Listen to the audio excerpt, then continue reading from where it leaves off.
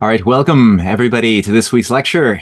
So, once again, recurring speaker Philip Collins is with us today. Philip, for those who don't know, is the co-author with his brother Paul of a couple of books that are really good. I highly recommend them. The Ascendancy of the Scientific Dictatorship, here that I have in my hand. It's a small one, easy read. Heavy ideas, so I shouldn't say easy. I use that word lightly. And a literally heavy book here, literally and metaphysically heavy. What is it, like clocking in well over 1,000 pages, Invoking the Beyond, the Kantian Rift, Mythologized Menaces, and the Quest for the New Man. That I guess is your more recent book. Have you done any more books? We've got two ideas lined up for new books. Actually, my brother Paul wants to work with me on converting the series that we've actually been publishing up on your website, the Deception Through Disclosure series, into a full-fledged book. It's just going to be it's going to take some work and some re-engineering to turn it into a book, but that's on the drawing board right now. That's a great idea. And for those who didn't catch that, Phil and his brother have been authoring a series on the Canadian Patriot magazine that I know some of you here have looked at already. If you haven't, you gotta read those. We're at number 6. The 6th installment is already up on the UFO PSYOP. It's a fantastic bit of research that I, again, highly encourage. I'm going to be folding in some of that work you guys have been doing into our next coming documentaries, episode 5, episode 6, that'll eventually come out. I mean, what you've brought out of the mines is pure gold. So thank you. And Thank you. today, I mean, as people will notice from both his books as well as the series, the issue of Gnosticism is this lurking underpinning ideology, which has sort of been continuously bubbling and boiling away below the surface appearance of conventional history, is an extremely important topic, which has been treated in a numerous from numerous angles. And I think people are becoming more and more aware that the whole Silicon Valley movement that emerged was not just an organically emergent thing, but has some very nefarious, sulfur-smelling metaphysics behind it from its origins. And we're really seeing it now coming out in a little bit more of a hard to ignore manner, with talks of many of the Silicon Valley transhumanist types are very big into the conversation of the Antichrist. They're very big. Peter Thiel is not alone in this movement, trying to help everybody redefine what they think of as being technology, as being AI, as being demonology. And a lot of these things have a lot in common with those ideas that the early Christian fathers were battling 1900 years ago, before the collapse of the Roman Empire.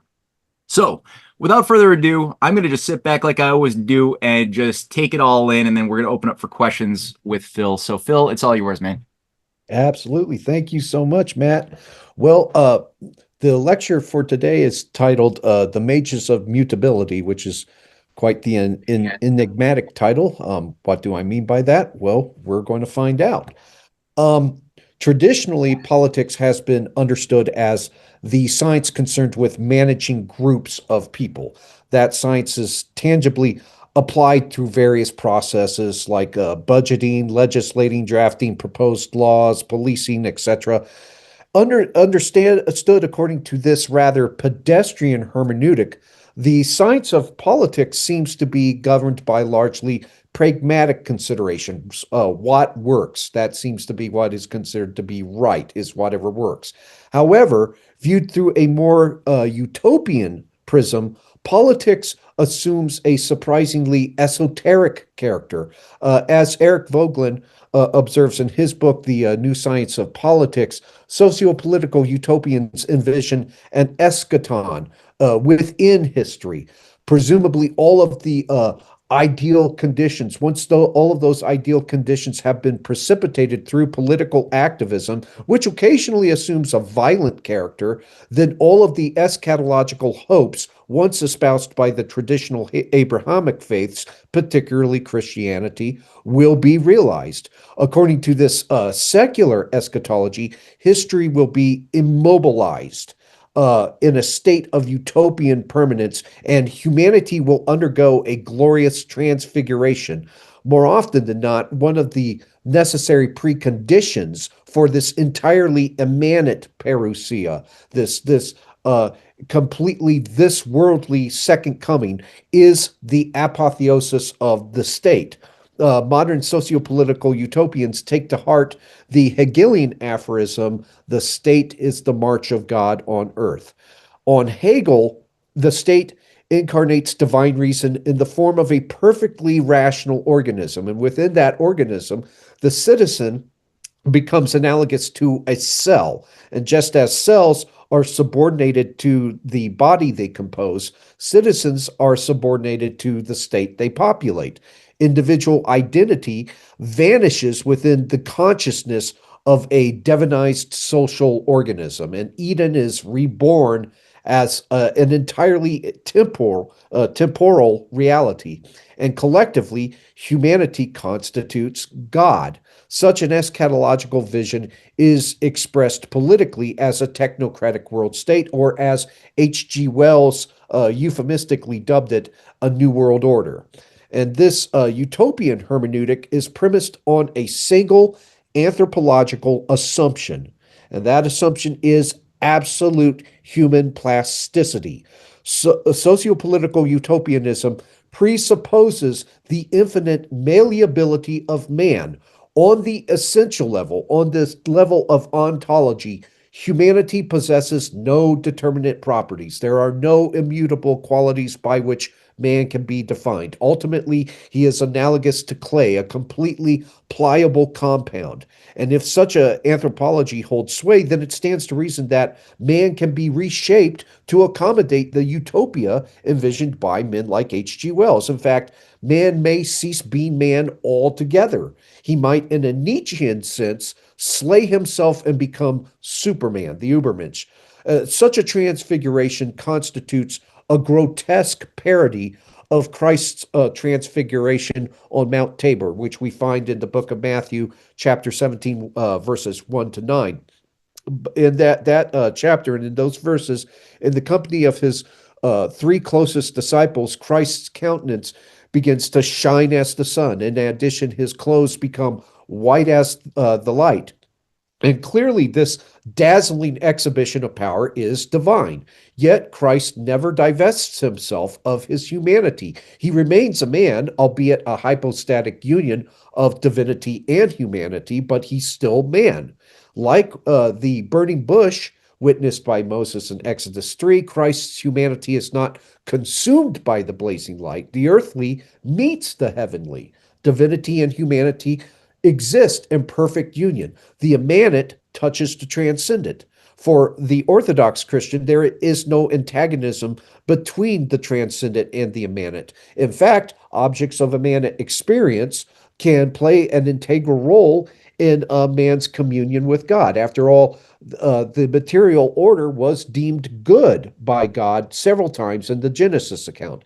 Even after the fall, the intrinsic goodness of the material order remained intact. In fact, matter even participated in its own redemption. This participation is exemplified by the incarnation of the Logos through the maternal apparatus of a physical woman. And St. John of Damascus, he writes about the role of matter in its redemption, acting in synergy with God. St. John of Damascus writes, quote, I do not worship matter, I worship the God of matter, who became matter for my sake and deigned to inhabit matter, who worked out my salvation through matter. I will not cease from honoring that matter which works for my salvation. I venerate it, though not as God, unquote. So on Orthodox Christian theology, the transfigured Christ is a pictorial representation of what's known as theosis, which is deification by the uncreated energies of God. Energies understood in the context of Orthodox theology are God's providential, creative, and redemptive acts in the world. Energies are, in a word, grace. That's from which we etymologically derive the word grace, is from the word energia. We also get the word energy from that word, from energia, but it simply means to act. And that's what grace is God acting in the world. It is through grace that God reveals himself to man and eventually comes into union with humanity. However, it is union without fusion. That distinction must be made. Union without fusion.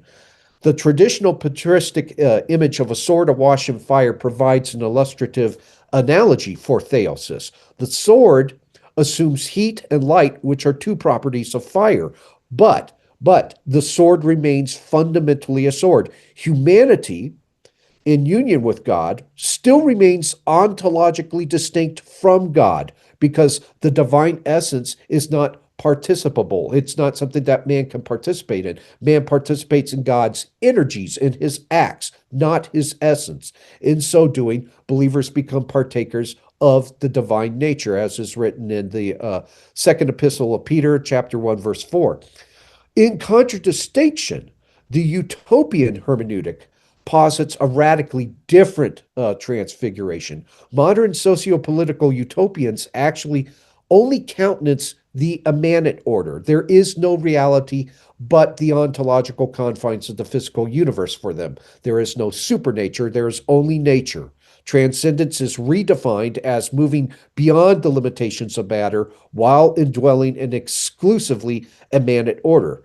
Typically, the chief means by which this sort of transcendence is accomplished is through the Baconian formulation of science, which seeks to subdue nature instead of reverentially studying it. Man, whom thinkers like Feuerbach and Marx depict as an amnestic deity, a divine amnesiac, a god who has forgotten himself, transfigures himself through his own cognitive powers, and in so doing, he becomes something other than human. This is apotheosis, which is deification by essence. Apotheosis is the eschatological and soteriological centerpiece of autotheistic systems like Comte's positivism, which advanced an intramundane divinity known as the grand being, Kant's deontological ethics, which elevated man to the deific status of ultimate moral arbiter, Nietzscheism, which presented a variety of apotheosized humanity known as the Übermensch, Hegel's dialectic, which revered a deific consciousness constituted by all humanity known as the Weltgeist, communism, which is a progeny of Hegelianism, Hitlerian fascism, which is also the spawn of Hegelianism, and most recently, as Matt previously mentioned, transhumanism. This the anthropology that renders this transfiguration that all of these movements look to as an eschatological hope, the anthropology that renders that transfiguration tenable is the doctrine of absolute human plasticity. Now, while this anthropological assumption has underpinned many of the political crusades of modernity, it actually finds its origins with an ancient heresy that was nearly ubiquitous in Jerusalem after the destruction of the temple in AD 70. Examining this anthropological assumption and its religious progenitor, George Weigel writes, and I quote, "Late modernity and postmodernity have seen a powerful cultural revival of Gnosticism, the most ancient of heresies, which denied the goodness of creation and sought redemption not in history and the fulfillment of history, but outside history and materiality. In its 21st century form, Gnosticism teaches the utter plasticity of the human condition. There is nothing given in men and women, not even their gender. All is malleable. All can be changed to fulfill the desires, or as it is usually phrased, to meet the needs of the imperial autonomous self. Nor are there any givens in society. There is nothing given about marriage. For example, marriage can mean anything we want it to mean. And so, of course, can family. Late modernity and post-modernity have also been marked by a collapse of any culturally received notion that there are deep truths built into the world and into human beings, truths that we can grasp incompletely but surely through the arts and reason. That collapse was set in motion by the 18th century critique of classical and medieval metaphysics by David Hume and Immanuel Kant, a critique that, over time, and whatever Hume and Kant's intentions, eroded the Western world's convictions about the purposefulness of life and indeed the purposefulness of history. The world became a virtual cornucopia of means, but those means were not ordered to any ends. Individual freedom, therefore, must be the maximizing of possible means. But again, those means were not attached to ends. And if the end, the good to be sought by societies and individuals, does not justify the means, what does? Absent any notions of ends, those goods we ought to seek because we know them to be good, means are trumps.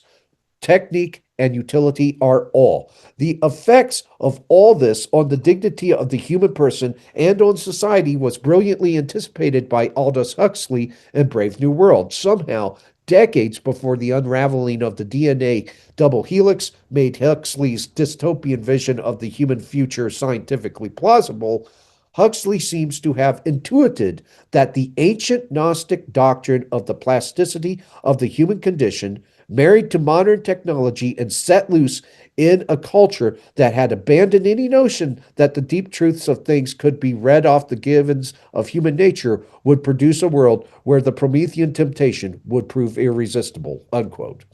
So this Gnostic anthropological doctrine, the doctrine of utter human plasticity, absolute human plasticity, the infinite malleability of the human condition, has animated the zeitgeist of late modernity and postmodernity. It also informs the utopian convictions of the hegemons who have ruled these two eras. This doctrine challenges every single determinant of man's identity. There are no immutable attributes or invariable properties according to which man is defined. Instead, he is governed by absolute anthropological indeterminacy. As such, man is a pliable organism who can be resculpted according to the enlightened schematics of a few conditioners who, by virtue of their alleged gnosis, their secret knowledge of what man ought to be, these men situate themselves outside of any firmly established moral order. This elite class of technocrats arrogate to themselves the right to impose a system of behavioral tyranny upon humanity, which is rendered inherently mutable by institutionally accredited science. Concerning such a system of scientific tyranny, C.S. Lewis writes, and I quote, many a mild-eyed scientist in a democratic laboratory means in the last resort just what the fascist means. He believes that good means whatever men are conditioned to approve. He believes that it is the function of him and his kind to condition men, to create consciousnesses by eugenics, psychological manipulation of infants, state education, and mass propaganda. Because he is confused, he does not yet fully realize that those who create conscious cannot be subject to conscious themselves.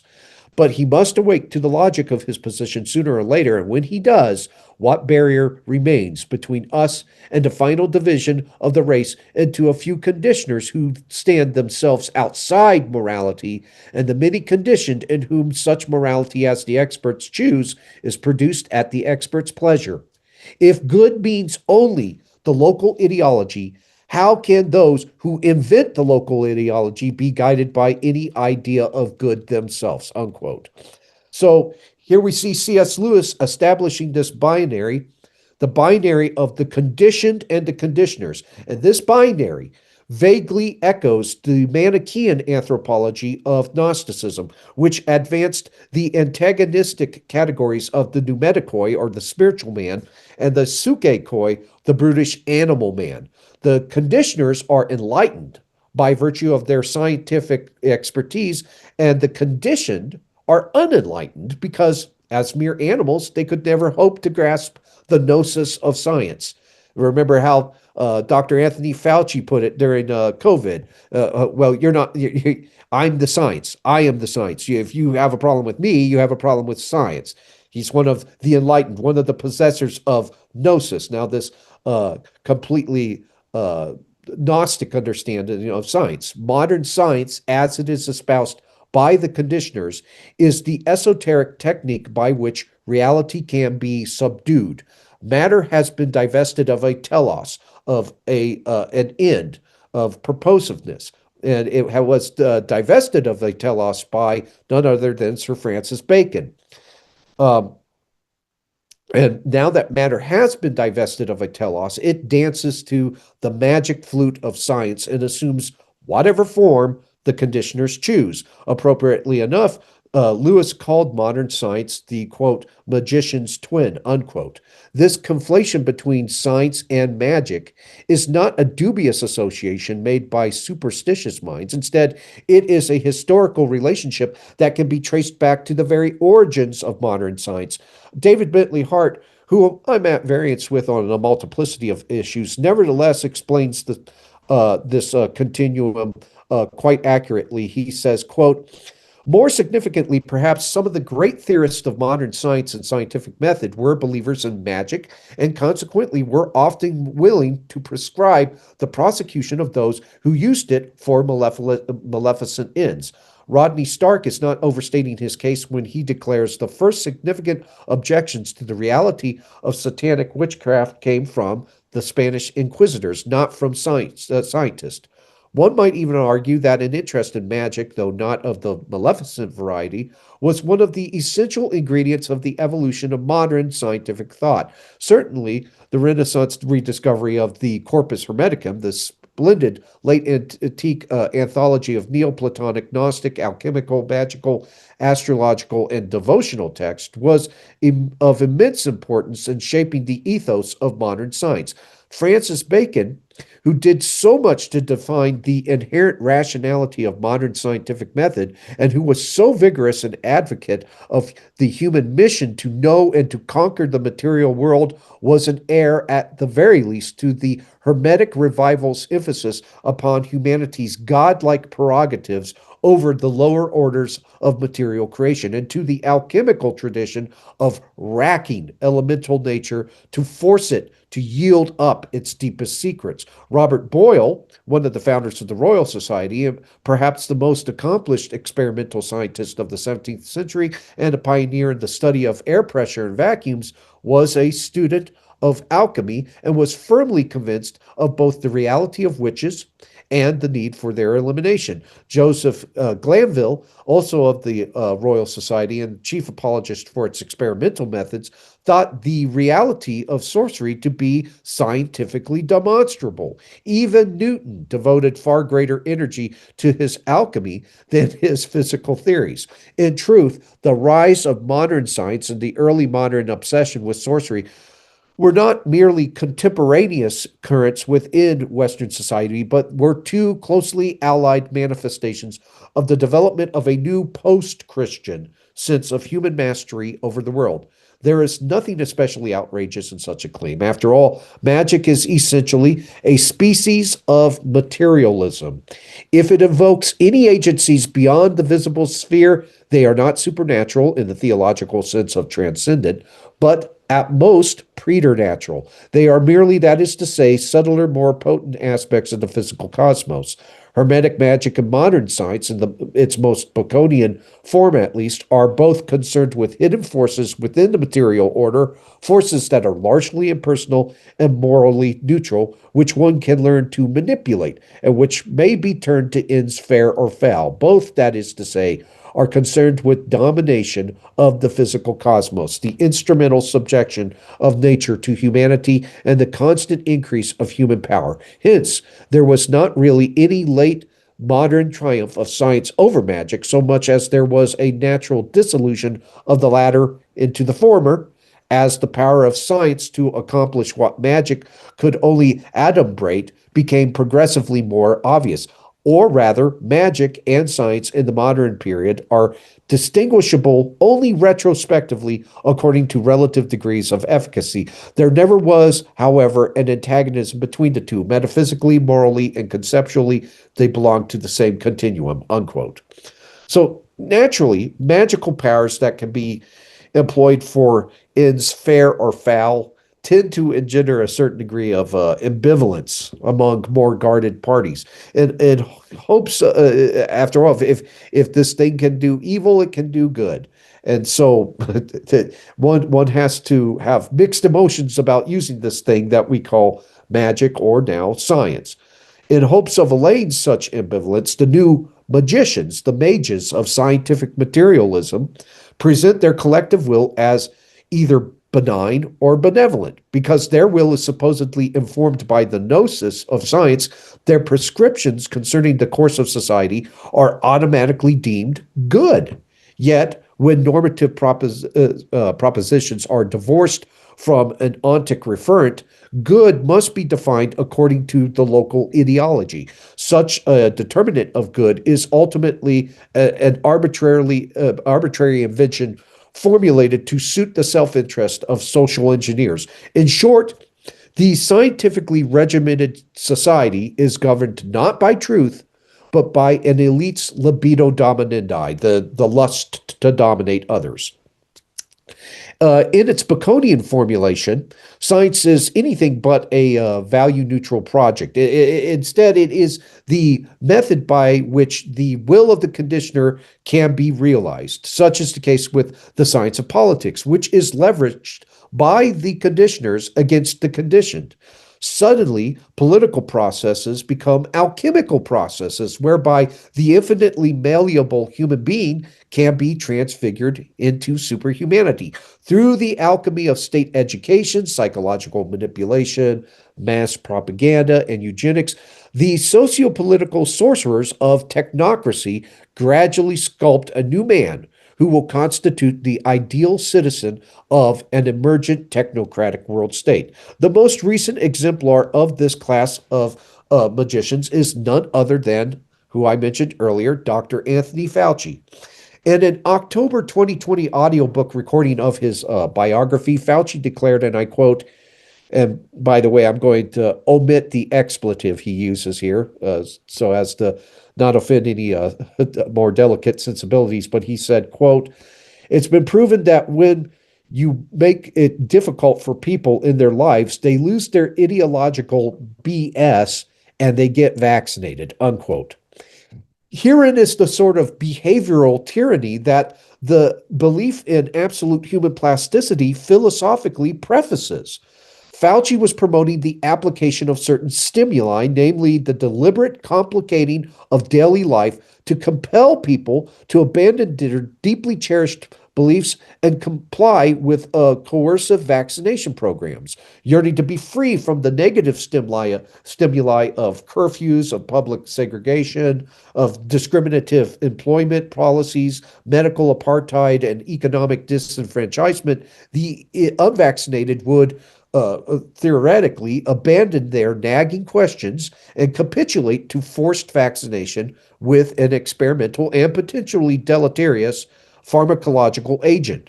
While the behavioral tyranny advocated by Fauci did not precipitate man's transformation on the essential level, for such a transformation is ultimately impossible, it did precipitate a radical shift in public moral orientation, bombarded by the empty moralizing of media pundits and public health officials. Vast swaths of people began to countenance morally repugnant proposals regarding the treatment of the unvaccinated. People who once fancied themselves as opponents of Nazism suddenly began espousing patently Nazi ideas. Everything from forced sterilization to death camps, those were either tacitly or explicitly proposed for the unvaccinated. Now, in the aftermath of the COVIDian era, those same parties have the utter temerity to call for some sort of pandemic amnesty, while this COVIDian era behavioral tyranny did not spawn a new humanity. It did elucidate a sizable population of moral monsters. But at any rate, this sort of behavioral tyranny originated with B.F. Skinner, who occasionally excoriated rats in his experimental boxes for failing to exhibit the desired behavioral patterns. "Why won't you behave? Behave as you ought," he exclaimed, as nature refused to be placed in the rack. Echoes of this exclamation are vaguely discernible in statements delivered by Fauci at the Washington National Cathedral on November 12th, 2020, where Fauci stated, and I quote, "I was talking with my UK colleagues who are saying the UK is similar to where we are now because each of our countries have that independent spirit. I can understand that, but now is the time to do what you're told," unquote. Like Skinner, Fauci expressed frustration with the resistance of his subjects, where Skinner sought to condition lab rats through the controlled introduction of certain stimuli. Fauci sought to condition humanity through authoritarian public health policies. Both were ultimately disappointed by the results. Appropriately enough, Skinner was indirectly associated with the dark milieu of MK Ultra, thanks to a $5,000 grant from a group called the Human Ecology Fund. Skinner was able to pay for the secretary and supplies he needed during the writing of Beyond Freedom and Dignity. When approached about the grant and its origins, Skinner claimed to have no memory of the contribution. However, he did make this slightly suspicious comment. He said, and I quote, "I don't like secret involvement of any kind. I can't see why it couldn't have been open and above board," unquote. When one examines the Human Ecology Fund closer, the reasons for the secrecy become clear. It was assembled in 1955 under the title of the Society for the Investigation of Human Ecology, which would later change to the Human Ecology Fund in 1961. For the sake of terminological simplicity, researcher John Marks, in his book over MK Ultra, simply calls it the Society with a capital S. The society itself was funded and controlled by the CIA for studies and experiments in the behavioral sciences. The society's president was Harold Wolff, a neurologist involved in CIA research and operations. The vice president was Lawrence Haeckel, Wolff's colleague from Cornell Medical College in New York City. One long-standing CIA associate described Wolff as an autocratic man, and he said, I quote, "I never knew him to chew anyone out. He didn't have to. We were damned respectful. He moved in high places. He was just a skinny man, but talk about mind control. He was one of the controllers," unquote. Wolff's personality seemed to define the overall character of the society and its research. In fact, Adolf Burrell, one of the society's board members, expressed concerns over the nature of the group's covert studies in brainwashing. He said, and I quote, "I am frightened about this one." And this, by the way, is in his diary. He writes, "I am frightened about this one. If scientists do what they have laid out for themselves to do, men will become manageable ants, but I don't think it will happen," unquote.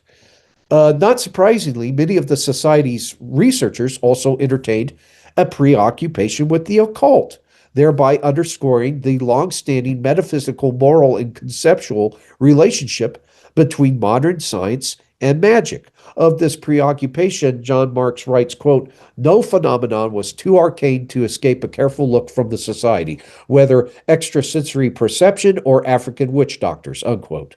The actual scope of this occult preoccupation broadens when one examines the organizational ties between the society and the infamous MK Ultra project.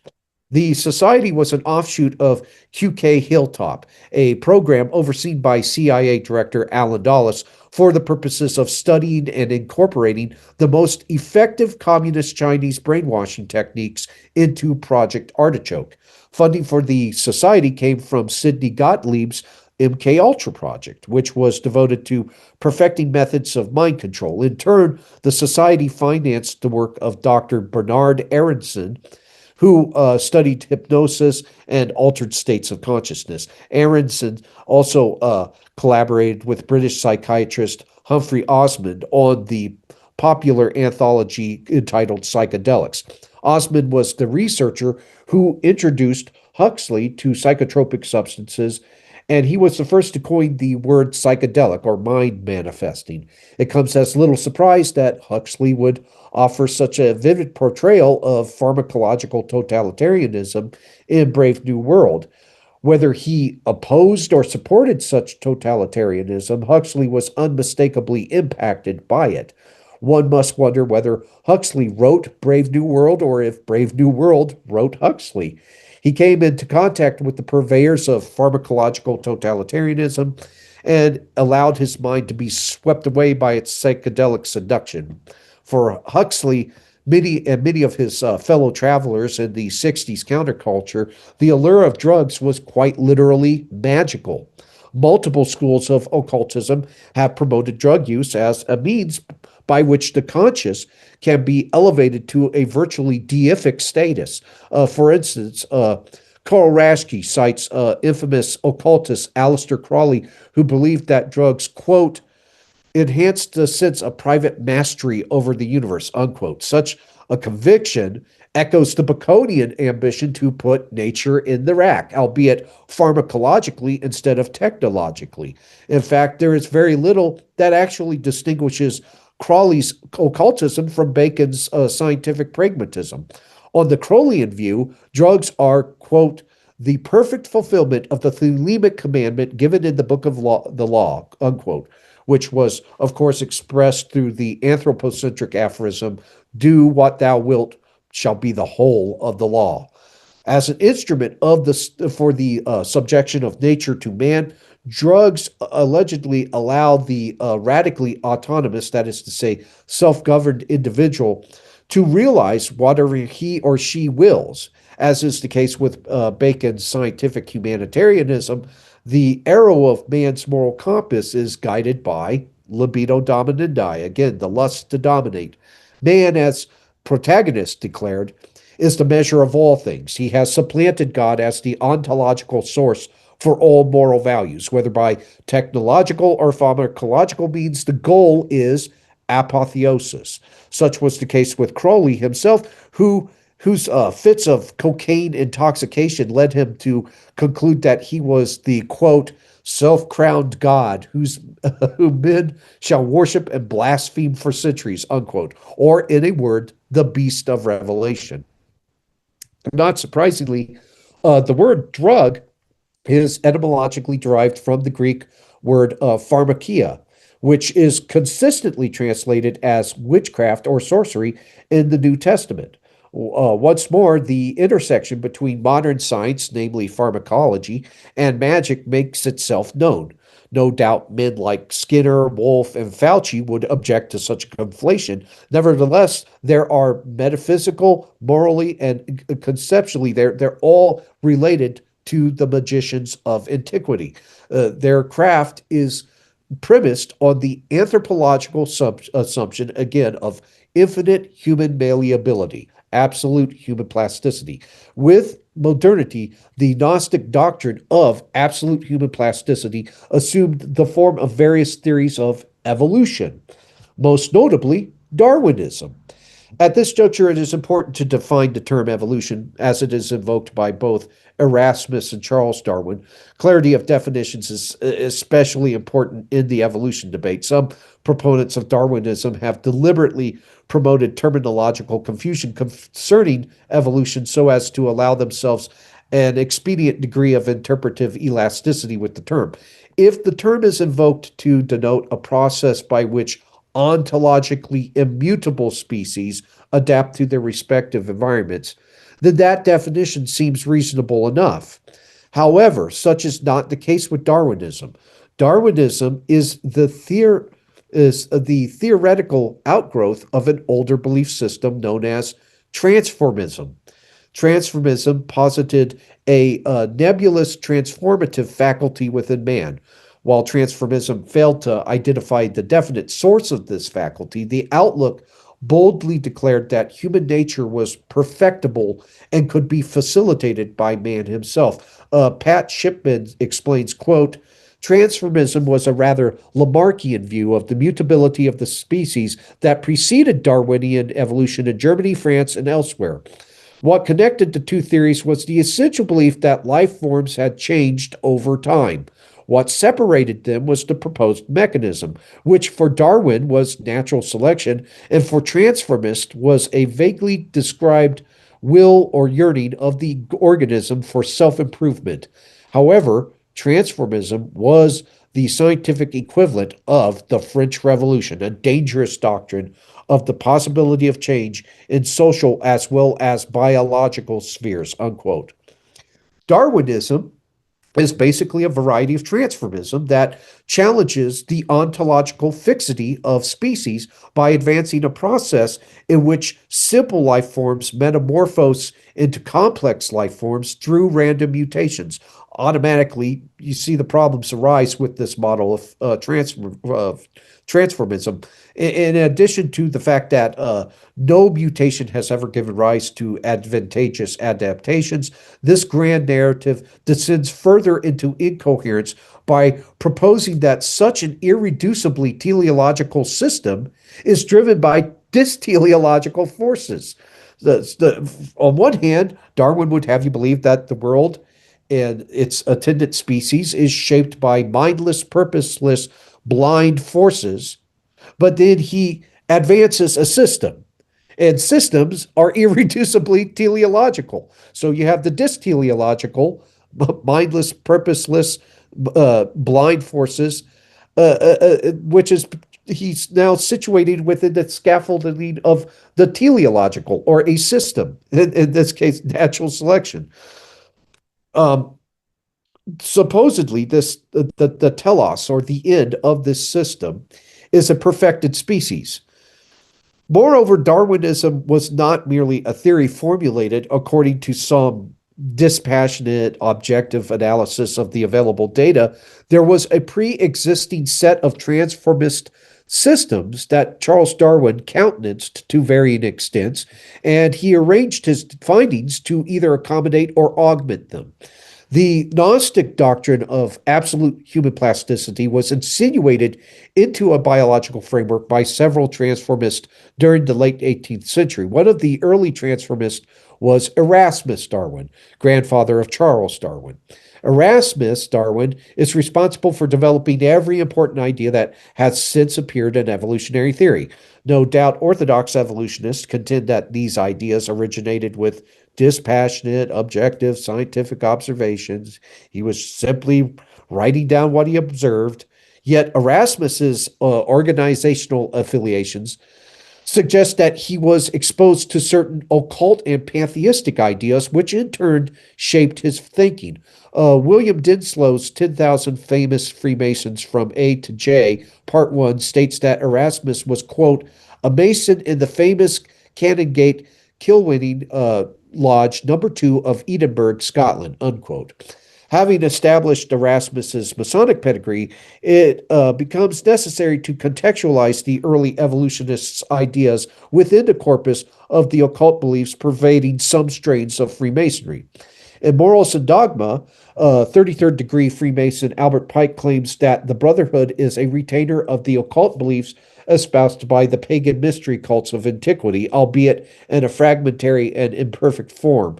He boldly proclaims, quote, though Masonry is identical with the ancient mysteries, it is so only in this qualified sense that it presents but an imperfect image of their brilliancy, the ruins only of their grandeur, unquote. So it must be understood that Masonry advances a flawed, possibly embellished facsimile of the ancient mysteries. While some elements of the original mystery religion might remain intact, they're probably buried beneath layers of errant interpretation and extraneous doctrines. Masonry, which is permeated by a form of spiritual elitism akin to Gnosticism, has never encouraged modesty among its members. It is not uncommon for Masons to arbitrarily lay claim to either authorship or stewardship of ancient traditions and supposed repositories of mystical wisdom. Not surprisingly, Pike characterizes Masonry as, quote, the successor of the mysteries, unquote. However, whether or not Masonry's philosophical and spiritual lineage can be directly or indirectly traced back to the ancient mysteries is inconsequential. Instead, it's important to determine the extent to which Masonry's reformulated version of the mysteries might have informed evolutionary ideas, particularly those held by Erasmus Darwin and would later on influence Charles Darwin. According to Encyclopedia Britannica contributor William L. Rees, the mystery religions, quote, stress types of mystical union that are typical of pantheistic systems, unquote. This pantheism seems to have remained intact within Masonry's reformulated version of the mystery religions. In The Lost Keys of Freemasonry, 33rd degree Mason Manly P. Hall likens the lodge to the cosmos and characterizes the various natural kingdoms as the constituents of some sort of pantheistic homogeneity. Hall contends that the apprehension of this pantheistic analog is a prerequisite for becoming a mystic Mason, as he puts it. He writes, quote, every true Mason has come into the realization that there is but one lodge, that is, the universe, and but one brotherhood, composed of everything that moves or exists in any of the places of nature. He realizes that his vow of brotherhood and fraternity is universal, and that mineral, plant, animal, and man are all the included in the true Masonic craft. The mystic Mason, in building the eyes that see behind the apparent ritual, recognizes the oneness of life manifesting through the diversity of form, unquote. Masonic scholar Albert Mackey states that the advanced degrees concern themselves with, quote, the doctrines of Philo, the Gnostics, and the Kabbalists, unquote. All of these doctrines, according to Mackey, included the theory of emanations. Mackey relates this theory to the idea of anima mundi, or the spirit of the world. Various philosophers viewed this pantheistic world soul as the unifying principle at work throughout the the hierarchical order of the cosmos.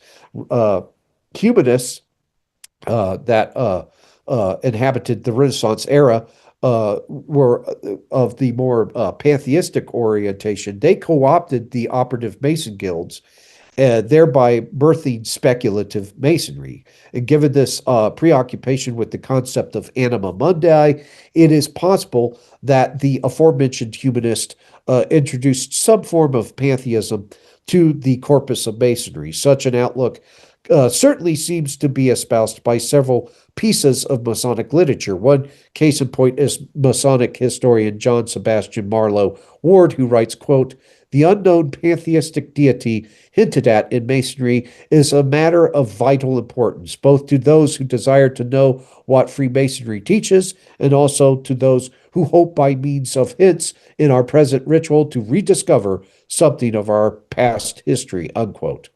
While British Freemasonry contends that Ward's work represents his own private interpretations and not the Brotherhood as a whole, his statements concerning Masonic pantheism appear to be supported by the preceding observations of other Masons.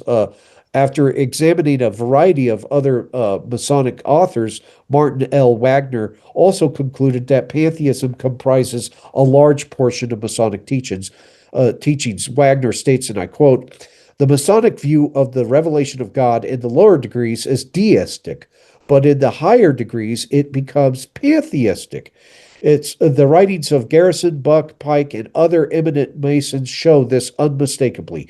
It is this peculiar pantheistic conception of deity which has passed from India through the secret doctrines of the Kabbalah into modern speculative Masonry, as Buck intimates, that constitutes the secret doctrine of the institution. In Masonry, a God distinct from the life of nature has no existence, unquote.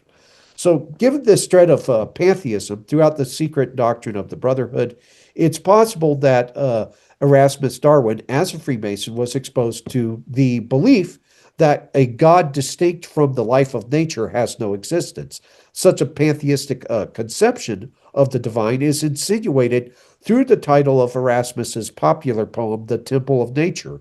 Implicit in the title is the contention that nature is due religious veneration because it possesses causative powers that are reserved for divinity. In the poem, Erasmus delineates the alleged progression of life from the infusoria that populated primordial oceans to the upright man who presently occupies the highest tier of evolution. In the preface, Erasmus candidly discloses this ancient inspiration for the outlook that he is about to poetically distill. He writes, quote, in the Eleusinian mysteries, the philosophy of the works of nature, with the origin and progress of society, are believed to have been taught by allegorical scenery explained by the Hierophant to the uninitiated, which gave rise to the machinery of the following poem, unquote. According to Ron Ledbetter, the Eleusinian Mysteries were a series of initiatory rites and festivities held by an Athenian mystery cult in veneration of Demeter, a Greek goddess of fertility and grain, or the Greek goddess of fertility and grain being Demeter. That was part of the Eleusinian Mysteries. The very nature of this deity suggests that the cult's implicit adherence to pantheism is well established, as is evidenced by Demeter's inextricable relationship with grain.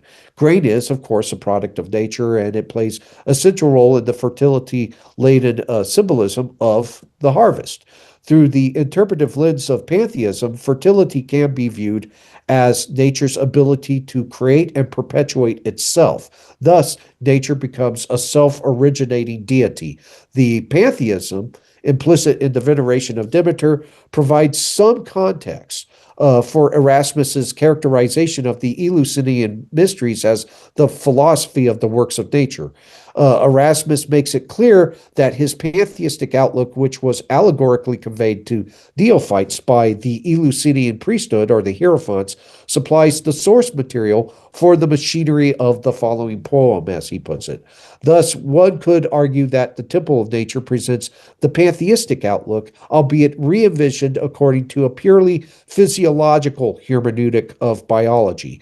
Erasmus's biologicized formulation of pantheism pervades several of the verses of this lengthy poem.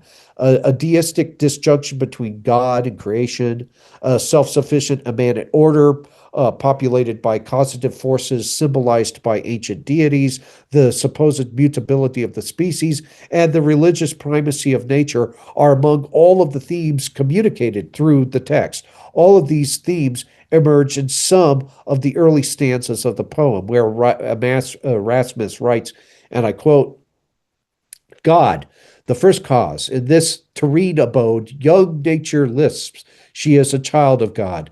From embryon births, her changeful forms improve, grow as they live, and strengthen as they move. Ere time began, from flaming chaos hurled, rose the bright sphere which formed the circling world. Earths from each sun with quick explosions burst, and the second planet's issues from the first. Then, whilst the sea at their covenal birth surge over surge, involved in shoreless earth, nursed by warm sunbeams and primeval caves, organic life began beneath the waves, unquote. So while Erasmus, in this stanza, he identifies God as the first cause, he says that from the outset, he immediately, in very deistic fashion, situates the creator at an unbridgeable ontological distance from his creation. God is now deemed arbitrarily an absentee landlord. Nature becomes the sole causative force from which changeful forms, as he puts it, are birthed. Erasmus's characterization of all organisms as changeful forms bespeaks his belief in the mutability of species. In a statement that foreshadows the evolutionary hypothesis of his grandson, Erasmus claims that the developmental journey of all species, quote, began beneath the waves of the ocean. During this early stage of evolutionary ascent, organic life was nurtured by, quote, warm sunbeams and primeval caves, unquote. Erasmus expresses the concept of spontaneous generation and its corollary metaphysical doctrine, being pantheism. In the following verses, he writes, quote, Hence, without parent, by spontaneous birth, rise the first specks of animated earth. From nature's womb, the plant or insect swims and buds or breathes with microscopic limbs, unquote. In a later philosophical footnote to his poem, Erasmus posits an impersonal, quote, central chaos as the causative force out of which worlds such as this one emerge. He writes, quote, thus all the suns and the planets which circle around them may again sink into one central chaos and may again, by explosions, produce a new world which in the process of time may resemble the present one and at length again undergo the same catastrophe. These great events may be the result of the immutable laws impressed on matter by the great cause of causes, parent of parents, ens entien, unquote.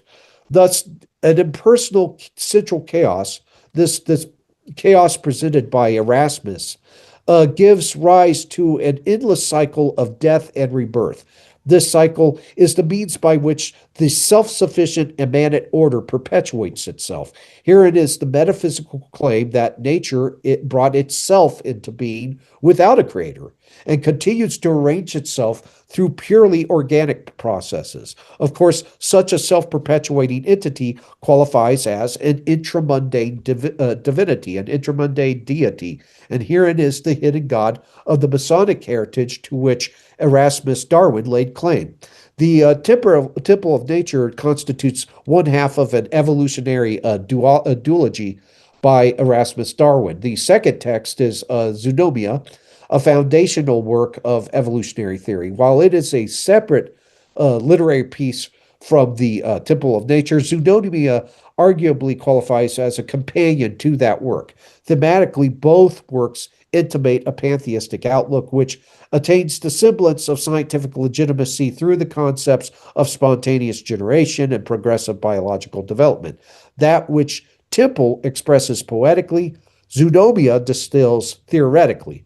According to James A. Herrick, both books promote the concept of fluid materialism, which holds that all animate life, including plants, possess complex emotions and sensibility.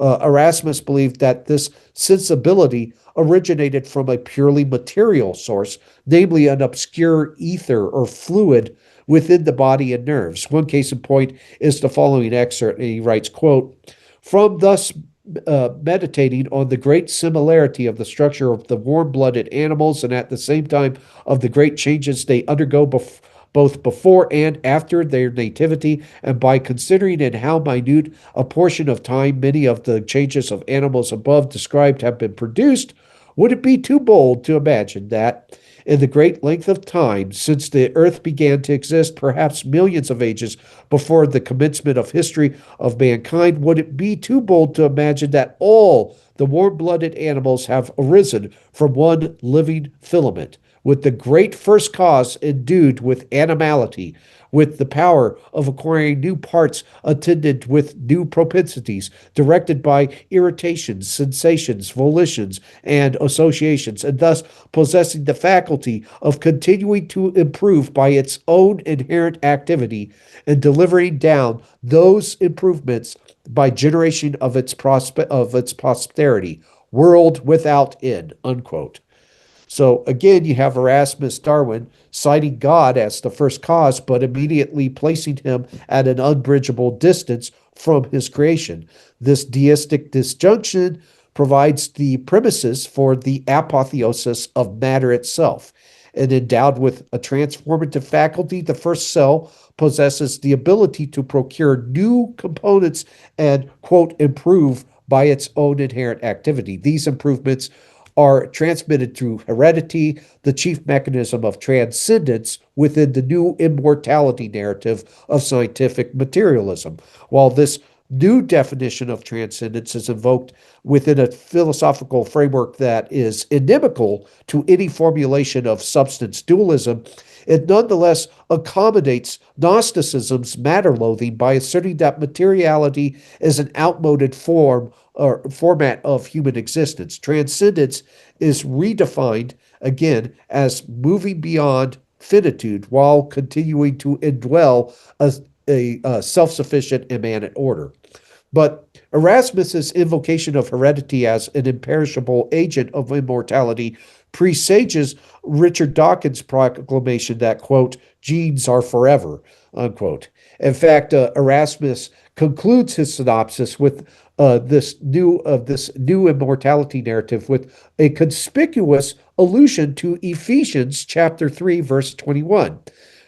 Within the context of Erasmus's narrative, the biblical phrase world without end, that's in Ephesians, no longer refers to a divinely redeemed world that is no longer susceptible to entropy. Instead, Erasmus reinterprets the phrase as a reference to a self-sufficient, immanent order.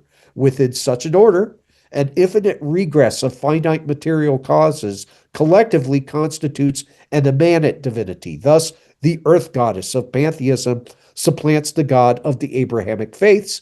And reiterating this portrait of a self-sufficient immanent order, Erasmus writes, and I quote, the late Mr. Hume, that's of course David Hume, the late Mr. Hume, in his posthumous works, places the power of generation much above those of our boasted reason, and adds that reason can only make a machine as a clock or a ship, but the power of generation makes the maker of a machine. And probably from having observed that the greatest part of the earth has been formed out of organic recrements, as the immense beds of limestone, chalk, marble, from the shells of fish, and the extensive provinces of clay, sandstone, ironstone, coals from decomposed vegetables, all of which have been first produced by generation rather than created, then it might have been gradually produced from very small beginnings, increasing by the activity of its inherent principles rather than by a sudden evolution of the whole by almighty fiat. What a magnificent idea of the infinite power of the great architect, the cause of causes, parent of parents, ens etienne, unquote. Erasmus's citation of David Hume is quite appropriate, especially in light of the late Enlightenment theoretician's pantheistic proclivities. In Dialogues Concerning Natural Religion, Hume writes, and I quote, it were better never to look beyond the present material world. By supposing it to contain the principle of its order within itself, we really assert it to be God. And the sooner we arrive at that divinity, the better, unquote. This divinities, the divinity that is promoted by David Hume, this intramundane divinity, is the sort that would govern Erasmus's world without end.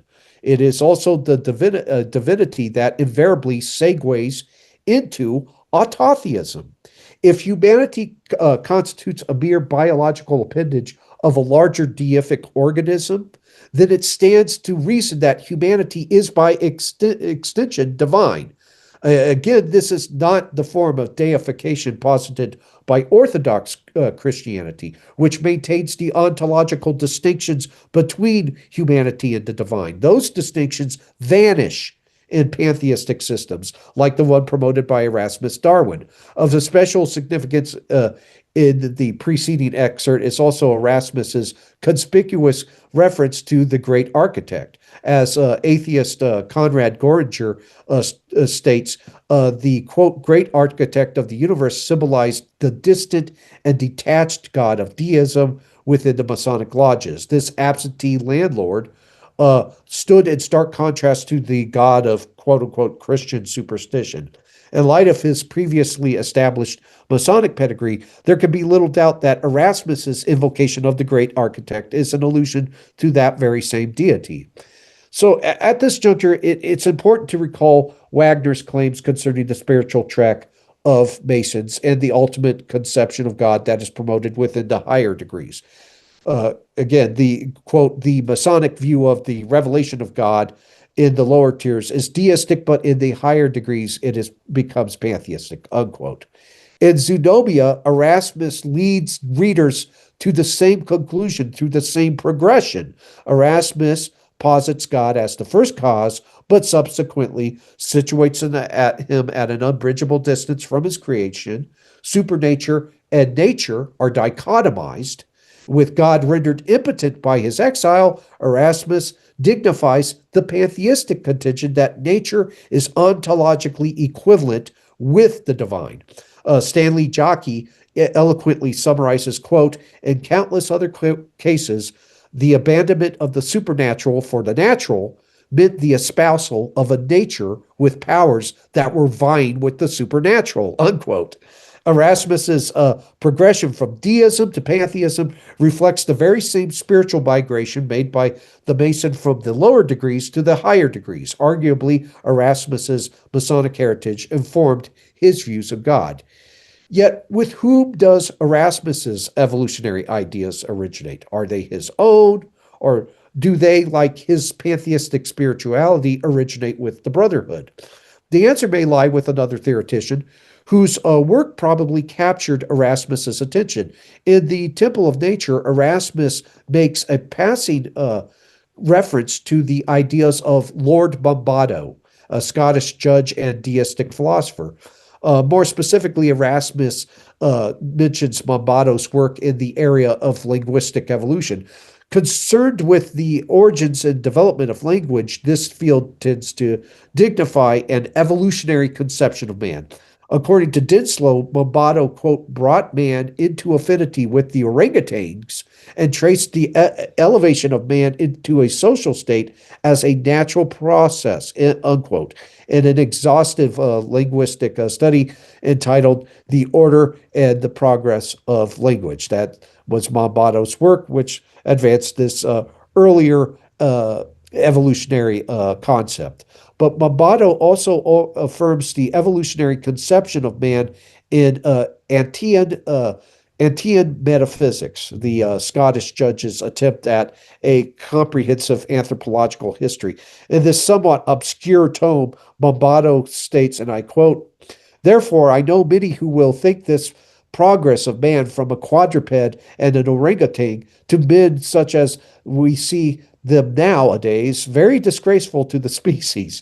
But they should consider their own progress as an individual. In the womb, man is no better than a vegetable, and when born, he is first more imperfect, I believe, than any other animal in the same state, wanting almost altogether that comparative faculty which the brutes, young and old, possess. If, therefore, there be such a progress in the individual, it is not to be wondered that there should be a progress also in the species from the mere animal up to the intellectual creature, unquote. So while Mombado's anthropology does not entirely remove the demarcations between man and animal, it does blur them considerably. By asserting that mere animal might be capable of developing into an intellectual creature, Mombado implicitly undermines the uniqueness of humanity. In so doing, Mombado anticipates Darwin's anthropological demolition of the biblical doctrine of imago Dei. Additionally, Mombado makes several appeals to progress, a mythic construct that Darwin would project upon biology. Given his work's anticipation of Darwin's evolutionary theory, it comes as a little surprise that Mombado's successor on the High Court of Scotland, Lord Neves, would pen a poem that would lament the overall lack of credit that Mombado would receive for Darwin's ideas. This poetic lament is entitled Songs and Verses, and it goes, quote, though Darwin now exclaims the law and spreads it far abroad, oh, the man that first the secret saw was honest old Mombado.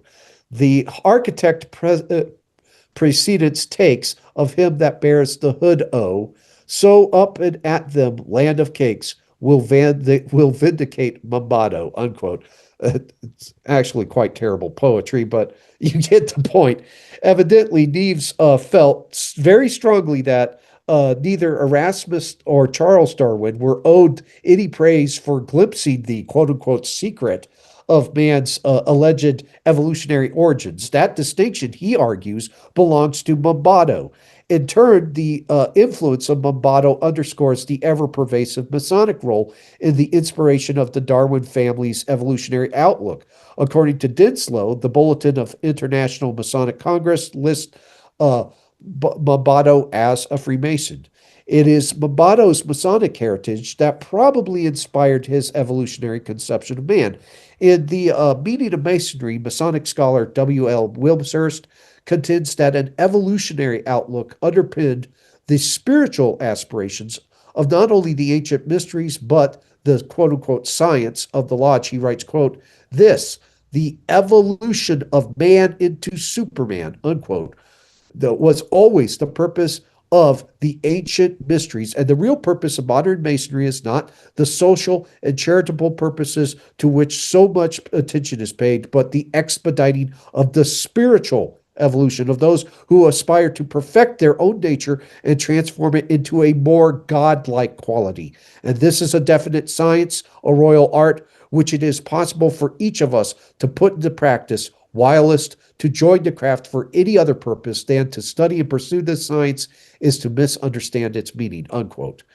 Now, as invoked by Wilmshurst, the term evolution seems to denote a transformative process not unlike that posited by Mombato, the Darwins, and other closely aligned theoreticians. It is a developmental process that challenges the ontological fixity of humanity.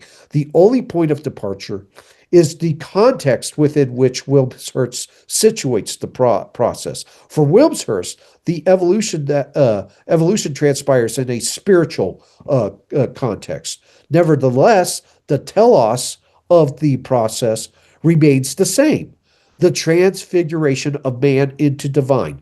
Thus, one could reasonably argue that Mombato, the Darwins, and other evolutionists were merely biologicized the process by which that transfiguration is realized. In other words, they recontextualized the evolutionary process, couching it strictly in biology. Suddenly, a doctrine of occult Freemasonry became a scientific dogma. Yet, while he depicts the evolutionary process as a spiritual one, Wilmshurst also does dignify the anthropology advanced by proponents of biological evolution. Most specifically, Wilmshurst acknowledges the Darwinian contention that man arose from the animal kingdom. As a product of that kingdom, man can make no claim to the lofty status of imago Dei. Instead, he is a mutable organism who has arrived at a pivotal juncture in his transformative journey. From the developmental tier that he presently occupies, man can either stagnate or he could unify his consciousness with the divine. Wilmshurst states, quote, man, who has sprung from earth and developed through the lower kingdoms of nature to his present rational state, has yet to complete his evolution by becoming a god-like being and unifying his consciousness with the omniscient, to promote which is and always has been the sole aim and purpose of all initiation, unquote. The sole aim and purpose of Masonic initiation has been the transfiguration of human into the divine.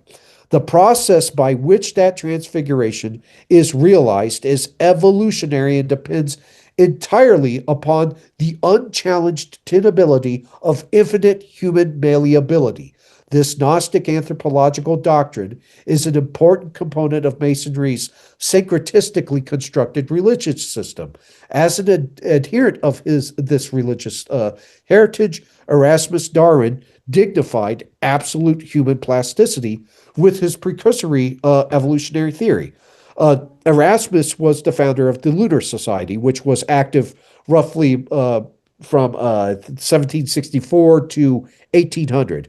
In science and technology in the Industrial Revolution, A.E. Masson and Eric Robinson state that both the Derby Society and the Lunar Society, quote unquote, constituted a quote unquote new Freemasonry.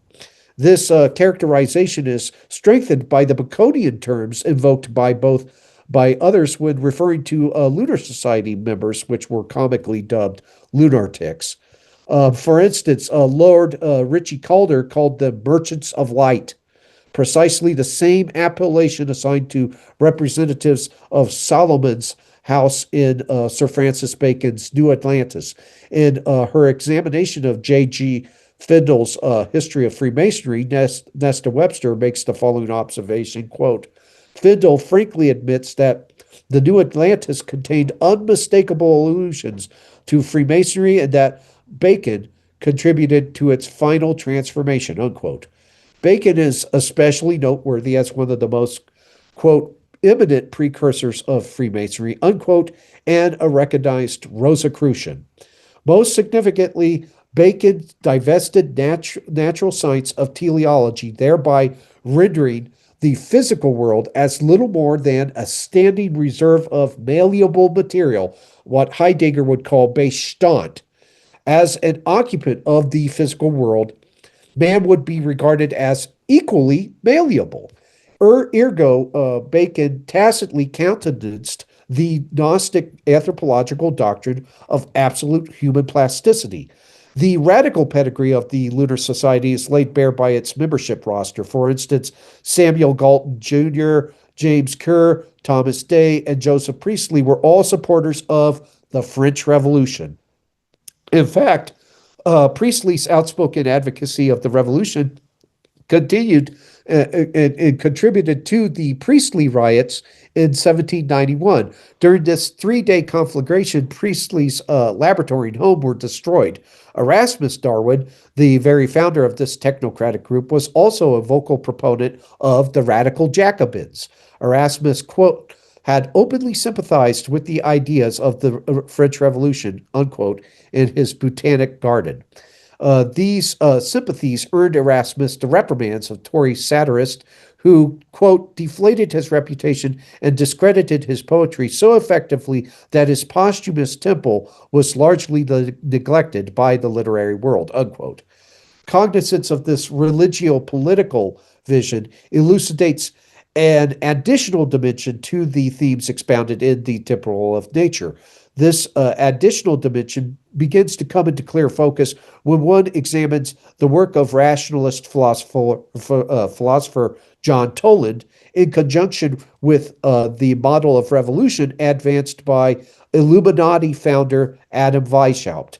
In the Pantheisticon, or the form of celebrating the Socratic society, Toland provides the blueprints for a clandestine pantheist organization.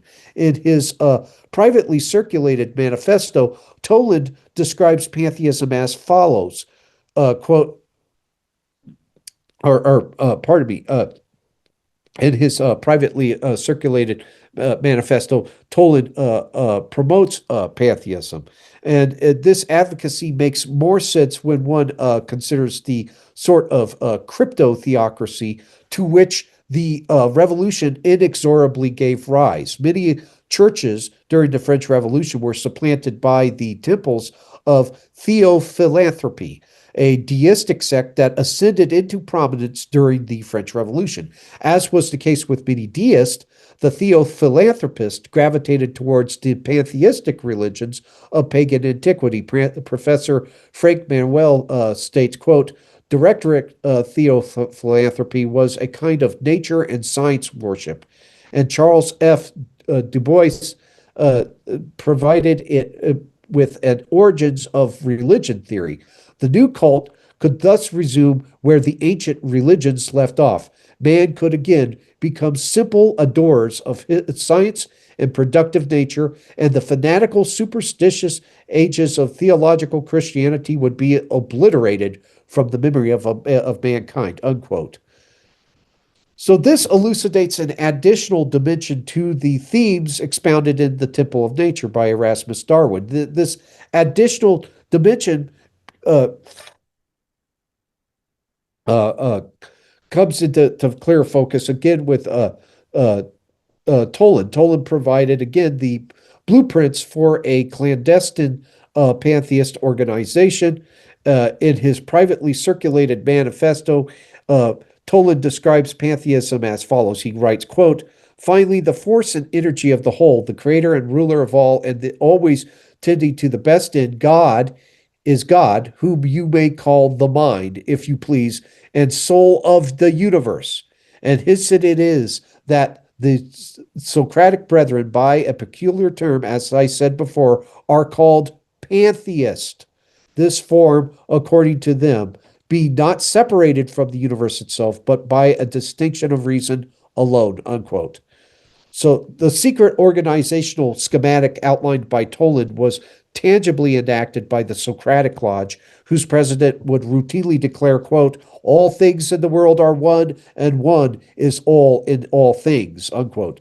In response, the Socratic brethren in attendance would proclaim, quote, what's all in all things is God, eternal and immense, neither begotten nor ever to perish, unquote. So these monistic pronouncements convey an intramundane conception of God. This unorthodox theological notion was endemic to the late 18th century revolutionary movements. Not surprisingly, the Illuminati paralleled the Socratic Lodge to such an extent that anti-Jacobin John Robison was confident that Weishaupt had plagiarized the furtive pantheist society.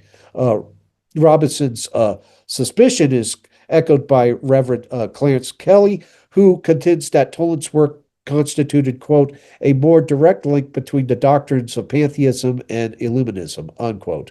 One of those direct doctrinal links is the Magus degree of Weishaupt's secret order, which Kelly views as an affirmation of Spinozaism. He writes, quote, in the first of the greater mysteries of the Illuminati, the candidate was informed that false religion is everything other than the pantheistic religion. Hence, this Magus degree was to be founded on the principles of Spinoza, showing all to be material, God and the world one, and all religions human inventions, unquote. And a little later, Kelly reiterates, he says, quote, one of the possible sources of the pantheism of the Illuminati was the philosopher Benedict Spinoza, who was held in esteem by the order. Indeed, the Magus degree, one of the highest degrees of the Illuminati, was founded on the principles of Spinoza, showing all to be material, God and the world one, and all religions human inventions, unquote. So Robison and Kelly, they're not alone in their indictment of Weishaupt as a revolutionary pantheist. French historian Henry Martin states, quote, in spite of their frequent invocations of the God of nature, many indications lead us to conclude that Weishaupt had, like Diderot and de Holbrook, no other God than nature herself, unquote. The Illuminati founder, Weishaupt, had good reason to incorporate pantheism into his socio-political vision for world order. The political doctrine implied by pantheism is collectivism. If God is in all things, then the organisms comprising the intramundane divinity must not be permitted to undergo individuation. Otherwise, the deity of nature will remain unactuated.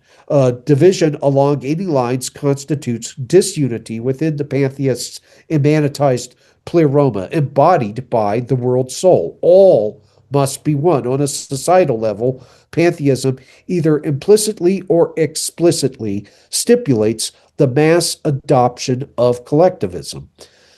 In hopes of promoting a radical spiritual homogeneity, the political pantheist strives to create a society wherein the essence of Deus sive natura is unobstructed by distinctions. Of course, expunging obstructions entails the eradication of any belief system that values the individual. Orthodox Christianity, which premises man's intrinsic worth upon the theological doctrine of Imago Dei, is one such belief system.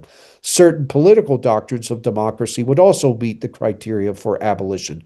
The very existence of these and other obstructive outlooks necessitates religious and political genocides on a frightening scale. Of course, such genocides are not uncommon in nations where political collectivism have been enshrined. Arguably, invoking pantheism as a rationale for collectivist genocide entails few interpretive liberties. Thus, it comes as a little surprise that it would be advantageous for a collectivist to adopt pantheism.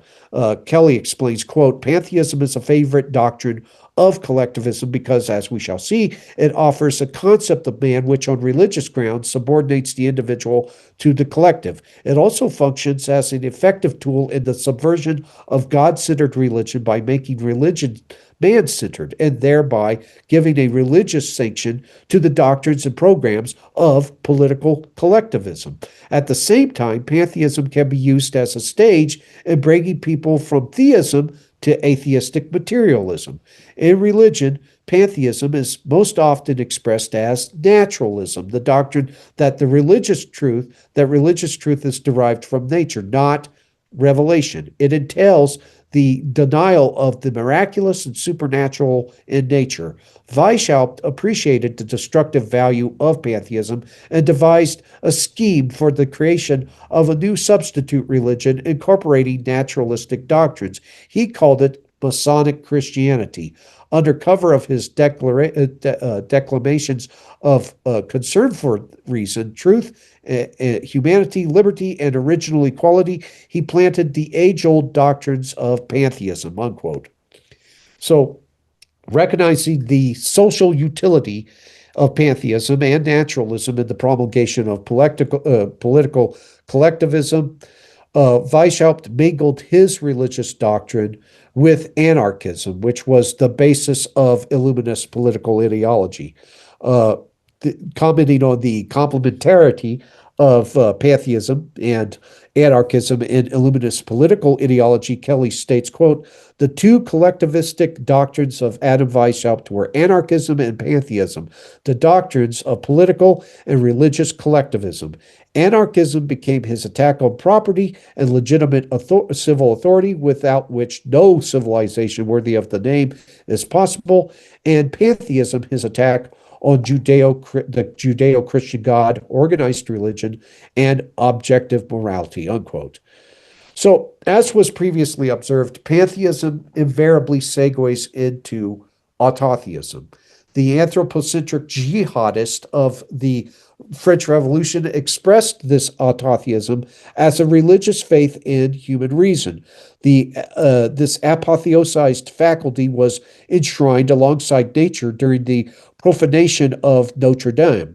Ultimately, the pantheism just provides a necessary precondition for the installment of an anthropocentric theocracy. Through their support of revolutionary France's pantheist subversives, Lunar Society members indirectly supported the enthronement of apotheosized man. Of course, the transfiguration of man into Superman presupposes the absolute plasticity of the human condition, an anthropological assumption of Gnosticism. The Lunar Society's prominent influence continued long afterwards under the banner, of course, of the Royal Society. In 1864, Freemason and Royal Society member T.H. Huxley established the X Club, a group of 9 men wielding personal influence over almost every famous scientist in the world, as well as many distinguished radicals. And interestingly enough, Adrian Desmond and James Moore characterized the X Club as a sort of Masonic Darwinian lodge invisible to outsiders. With the exception of Herbert Spencer, its members were all presidents and secretaries of learned societies. The evolutionary ideas of Erasmus's grandson, Charles Darwin, enjoyed the X Club's enthusiastic support. While neither George Lyell nor Charles Darwin were members, their ideas were esteemed highly among X Club affiliates. There is good reason for this support. Charles Darwin's evolutionary theory ostensibly demolished the ontological fixity of organisms, thereby scientifically dignifying the ancient Gnostic doctrine of the plasticity of the human condition. With humanity rendered infinitely malleable by Darwinism, the dawn of a new man and a new world order seemed to be scientifically preordained. Dining together before each Royal Society meeting, the X Club formulated tactics for controlling the scientific press. From 1864 to 1884, Huxley and his associates literally governed British science in this fashion. The case of Bathybius Haeculi illustrates the ethically dubious character of the X Club's governance over British science. In 1868, T.H. Huxley claimed to have discovered infinitesimal creatures in samples of mud removed from the North Atlantic. Having been stored in alcohol, the primitive organisms in Huxley's sample were obviously dead. Nevertheless, he believed that the protoplasmic matter was the missing Monera in Ernest Haeckel's phylogenetic tree. Haeckel had proposed that life originated from a primordial slime, but he could produce no transitional forms demonstrating the alleged segue from inorganic matter to organic life. Yet Huxley believed that he had discovered the protoplasm that bridged this gap. Thus, he dubbed the microscopic species Bathybius haeculi in honor of the German biologist. In 1875, Huxley's claim was thoroughly refuted by a chemist aboard the HMS Challenger, observing that the addition of seawater to alcohol created an amorphous precipitate of sulfate lime. The chemist discovered that Bathybius was actually gypsum, a rock. It was merely a lifeless rock, not primordial life. However, the X Club exerted its considerable influence over the scientific media and almost completely suppressed that discovery. An obscure report did appear in the Quarterly Journal of the Microscopical Science, yet no public admission of Huxley's error was ever made. Haeckel's unrevised and unabridged history of creation, which upheld the view that Bathybius was the primordial slime, remained in circulation until 1923. So that lie circulated for many, many years. Thus, Huxley's ostensible affirmation of Bathybius remained unquestioned for 5 decades, and the Gnostic myth of Darwinism cemented its primacy over the public mind. Evolutionary theory, which was popularized through the Royal Society machination of the X Club, rendered humanity mutable.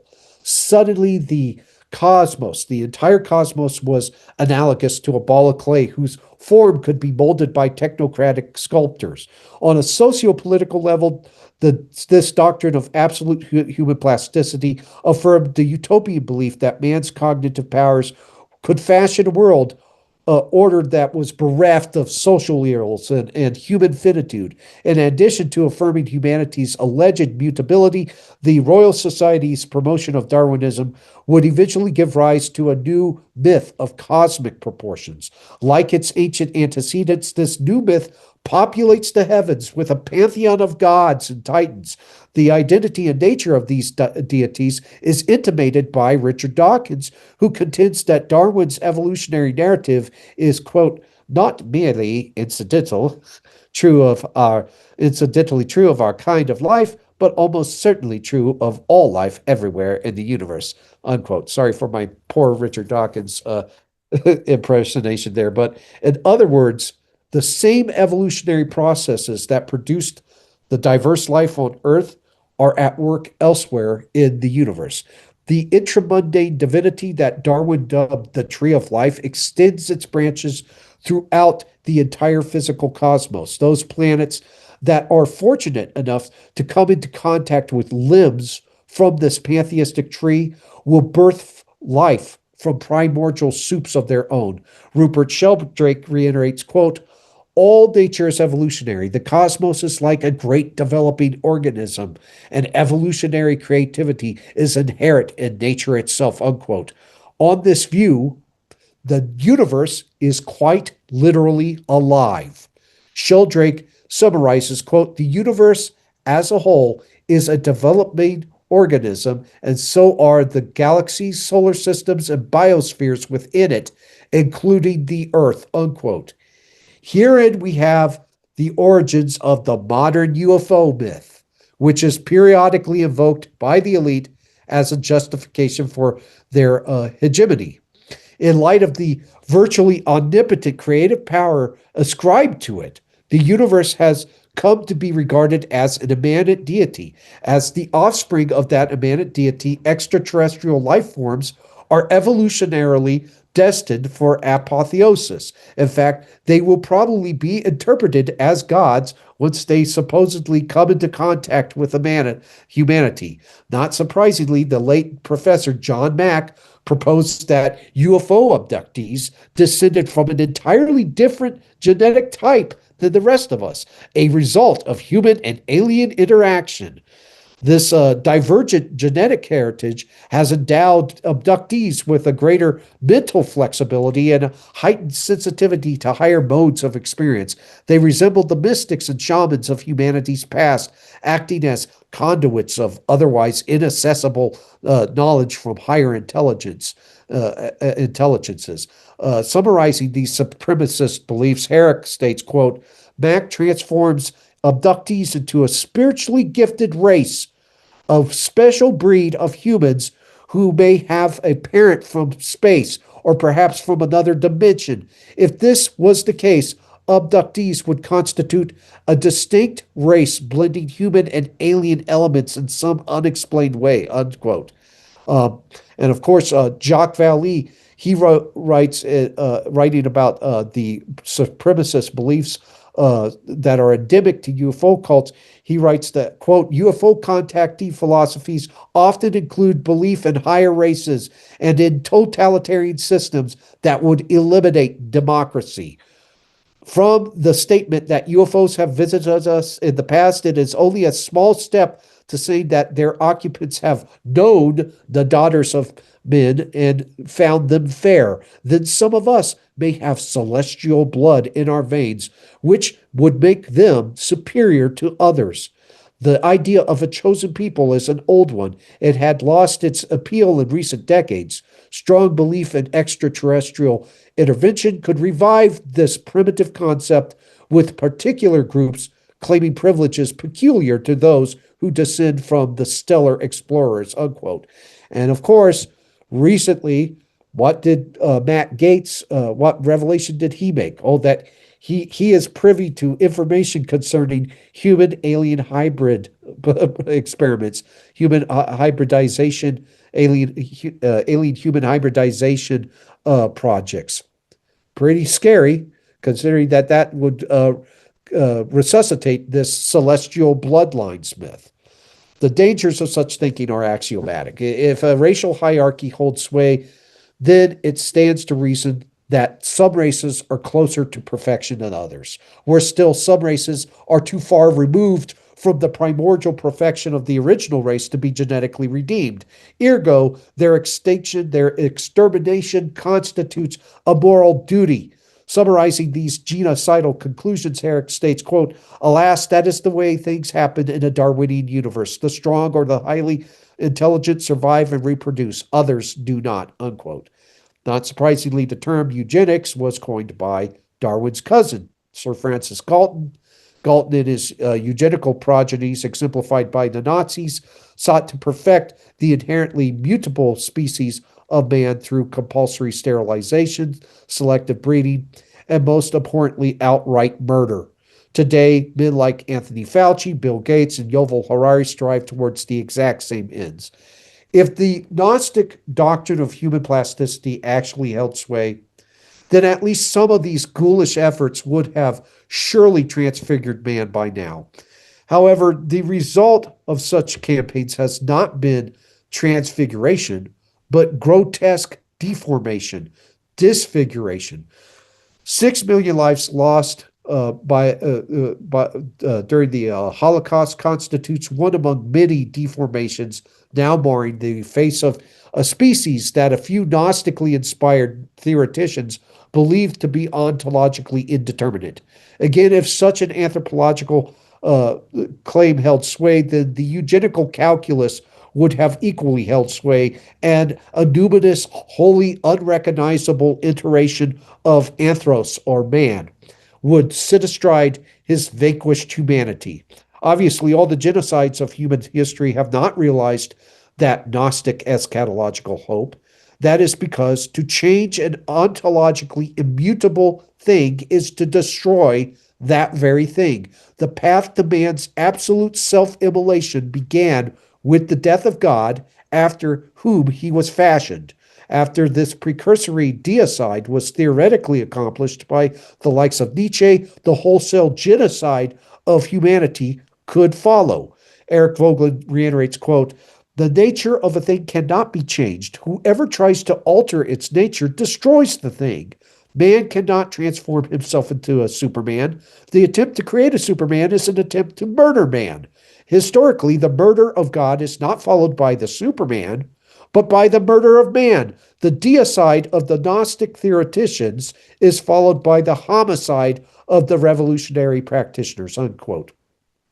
So underpinning anthropology is a single question. What is a man? It's an important question to answer because from the response follows an entire set of life-altering commitments. If this answer is incorrect, then the commitments that will likely follow from the answer to the question, what is a man, will likely be deleterious to creaturely flourishing. Viktor Frankl eloquently summarizes, and I quote, "If we present man with a concept of man which is not true, we may well corrupt him. When we present him as an automaton of reflexes, as a mind machine, as a bundle of instincts, as a pawn of drive and reactions, as a mere product of heredity and environment, we feed the nihilism that to which modern man is in any case prone. I became acquainted with the last stage of corruption in my second concentration camp, Auschwitz. The gas chambers of Auschwitz were the ultimate consequence of the theory that man is nothing but the product of heredity and environment, or as the Nazis like to say, of blood and soil. I am absolutely convinced that the gas chambers of Auschwitz, Treblinka, Majdanek were ultimately prepared not in some ministry or other in Berlin, but rather at the desk and in lecture halls of nihilistic scientists and philosophers," unquote. On Orthodox Christianity, post-lapsarian man is human in a partial and unrealized sense. The fall could not extinguish the imago Dei, the image of God within man. Thus, man remains free, a free, rational, and personal being. However, the likeness of God, exemplified by holiness, virtue, and union with the divine, is a condition towards which man must strive. Becoming fully human entails imitating Christ's virtue and humility, thereby aligning man's nature with divine love. Christ paradigmatically defines humanity in its fullness through his unconditional love and obedience to God. The eschatological hope is that every individual, everyone, has their moment on Mount Tabor. As 2 Peter chapter 3, verse 9 makes clear, it is not God's will that any should perish, but that all should come to repentance. Following from that repentance is theosis, the glorious transfiguration of humanity, the authentic transfiguration of humanity, where man remains man, but is in union with God. At last the likeness shall be regained, and man shall be fully human. And whether one countenances the Orthodox Christianity or this Orthodox Christian eschatological hope or not, mimicking such meritorious qualities can only promote creaturely flourishing. In contradistinction, the Gnostic doctrine of absolute human plasticity holds that post-lapsarian man will never become fully human, nor should he strive towards that condition. Instead, he should overcome that condition and become something else. The numinous telos is not becoming fully human, but inhuman instead. The grotesque parody of theosis animates the deviant elite's eschatological vision for man. Historically, realizing that transfiguration has fallen to coteries of so-called experts. Such epistemological cartels have been typically peopled by men like Skinner, Wolff, Fauci, Gates, and Harari. Over the years, these mages of mutability have casted several deadly spells in hopes of inducing an occult parousia. Yet The terrible god they have sought to conjure never shows its face. Instead, they have been invariably confronted by the disfigured face of a eugenically victimized humanity. The vaporous eschaton they envisioned was never anything more than a deranged fantasy within the pneumopathological mind. The world remains unchanged, and so does humanity, the humanity that populates it. The transmutation of both amounted to nothing more than a botched parlor trick performed by the mages of mutability. And that concludes my presentation. All right, Philip, thank you very much. There's a lot of useful things in there. Now, unfortunately, we don't have too much time. We've got maybe 30 minutes or so till about 4:15. So I'm going to open up for some questions. And if people could keep their questions kind of short, or their thoughts that they want to share, just a thought in general, keep it kind of short so we can get through a lot very quickly. So let me just say, I didn't see any names pop up in the chat, but would anybody like to put their hand up now and either share a thought or? Actually, I got a thought. Okay, so I'll start the ball rolling. Progress itself. So when you talk about progress, like I have an idea of progress. I think it's a Sure. little bit different from yours in some ways. There's some similarities. We definitely see an evil version of what the oligarchy wants to define as progress, which is Right. very, very much unnatural and evil. But then I do have an idea of progress that I still think is ontologically valid. But do you think that progress itself, the way I'm thinking about it, has problems with it, or is No, there? no, not in the least, not in the least. Like you said, there's a counterfeit progress, and the progress that the elite foresee for man uh, is again it ignores the ontological fixity of humanity. It foresees for man progress being moving beyond humanity in a Nietzschean sense. Yeah. Uh, Like and the moral values are ontologically also changeable as well. right, right, exactly. There's no objective moral values. They're entirely transient. They move along Okay. with, yeah, through uh, this process that they see taking place with man becoming moving beyond himself. Yes. Right. Okay. Yeah, that's definitely the case. All right, I got that. Um, all right. And you said that there was this fellow, Mumboto. What Yeah, was Mombato, Lord Mombato, Scottish Lord Mumboto? philosopher. Yeah, Okay. yeah, Lord Mombato. He was a Scottish philosopher and a deist, and Lord Neves credits him with being the originator of the evolutionary ideas that would later on uh, be taken up by Erasmus Darwin. Gotcha. Okay. I wanted to share a couple of notes that I had taken. I just pulled out my old notebook from when I was writing my Revenge of the Mystery Cults book, which you might find interesting. So Absolutely. John Robison, the chemist from Edinburgh, from the University of Uh-huh. Edinburgh, that that cited the or that popularized the what we know today as the model of the Adam Weishaupt Yeah. conspiracy. Yes, sir. Um, he's a really really weird guy, and it seems like he's a chaos agent. Uh-huh. Um, he's very closely tied. With this secret agent monk. That's actually what they call him, even on his Wikipedia page, named Alexander Horn. Who provided him. He's a Benedictine monk who provided him all of this information. Now, this Alexander Horn guy Uh-huh. um, is an asset of the Taxis family. That's one of the top families of the Habsburg Empire. And so he put out this model to, I think it's kind of like the Protocols of Zion kind of thing, Uh-huh. where they do a limited hangout where they use a lot of the elements that they reveal of the broader conspiracy, but then they redirect or reorganize the narrative Yeah, yeah, around yeah. something that's useful for them. Yes, and Yeah, Rob. yeah, Yeah. that's also a problem with Nesta H. Webster. She does the same thing. She Yeah. Yes, exactly. And that's why I should have prefaced with a caveat concerning Robinson. Mm, He has his own agenda. He has his own enemies in mind. I think what makes his observations uh what makes them significant is the fact that he identified this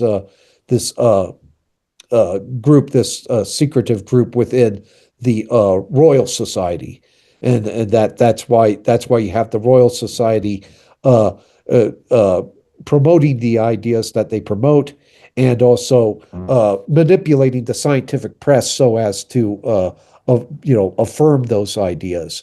But no, you're absolutely right. Yeah, Robinson is Robinson's a bit shady, and so was Nesta H. Webster. That's why when you go through their work, you kind of have to pick it apart with a pair of tweezers to find what would be legitimate information, and then what would be information that's tainted by their own biases.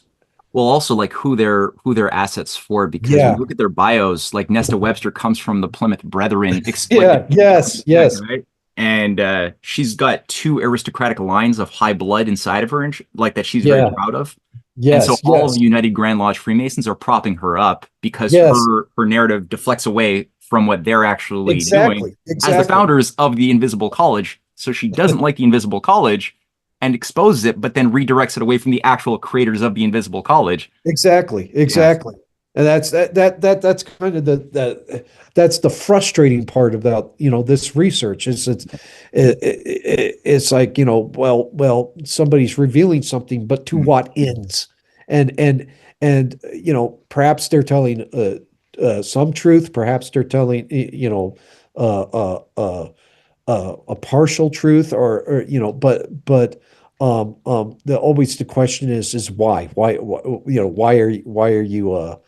you why are you bringing this to my attention, and why are you also not bringing other certain omitted details to my attention, mm. yeah. Yeah, But yeah, that's right. no, and I'm glad you pointed that out. Actually, I had wished that I had, like I said, prefaced with a caveat. Of course, I think that my presentation was running a bit long in the Yeah, tooth. yeah, So, yeah. No, you can't do caveats in every single, but yeah, it's just fascinating stuff to just hold that stuff in mind. yeah. So It's just like David Bentley Hart. I cite David Bentley Hart, and oh God, I'm at variance with him on a multiplicity of issues. But I find that some of his uh, uh, his observations concerning the Baconian formulation of science and how it's commensurate with magic are salient. But I mm, can't sit here and pick apart David Bentley Hart all day long. yeah, I'll yeah. leave that to I'll leave that to the I'll leave that to people who have bigger philosophical axe to grind with them. So Well, one thing that I found useful, I didn't know about Bentley Hart. That's cool. One thing that I found useful is as one a litmus test to hold in my pocket when I'm looking at these guys, is that a lot of them tend to be very high up as scientific managers, as you've pointed out, around Newton, around Boyle, and then the X Club. So you've got these guys who have developed a very rigorous way of thinking in a very yeah. structured way, but Yes. they're very dishonest too. They're very committed to their Yes. own weird dark religion. So one of the things looking at who their enemies are, because I've noticed that like if you look at Newton, one of like he has core enemies who, when you look at what they're doing, like Flamsteed and what's his name, Stephen Gray, who's doing this amazing work on electricity, and books have been written about how Newton and his invisible college crew were Uh-huh. systematically destroying these men. But look at what these men are Yes. doing. And these Yes. are the real scientists who are really making discoveries. And you're like, what happens to their discoveries? Oh, it's getting repackaged and slowly Yes. Yes. attributed to Newton. Or like this Yes. guy I mentioned, Robinson, his main enemy is Antoine Lavoisier. So Yeah. like, and Lavoisier is making the discoveries, getting his head cut off, and trying to like fight to keep the revolution from going into a bloodbath. But he's the real scientist, and then his work is getting ripped off and knocked off and integrated into this invisible college thing that Robinson seems to be a part of as his nemesis, who's repackaging his discoveries. So that like helps to see because the enemy, this evil thing, can't create and discover truth. They can just steal and try to mimic and pass it off as if it was from them.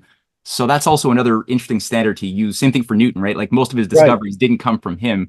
They were stolen from real scientists who were then Yes. obscured or killed. So Yeah, absolutely. Absolutely. Yeah.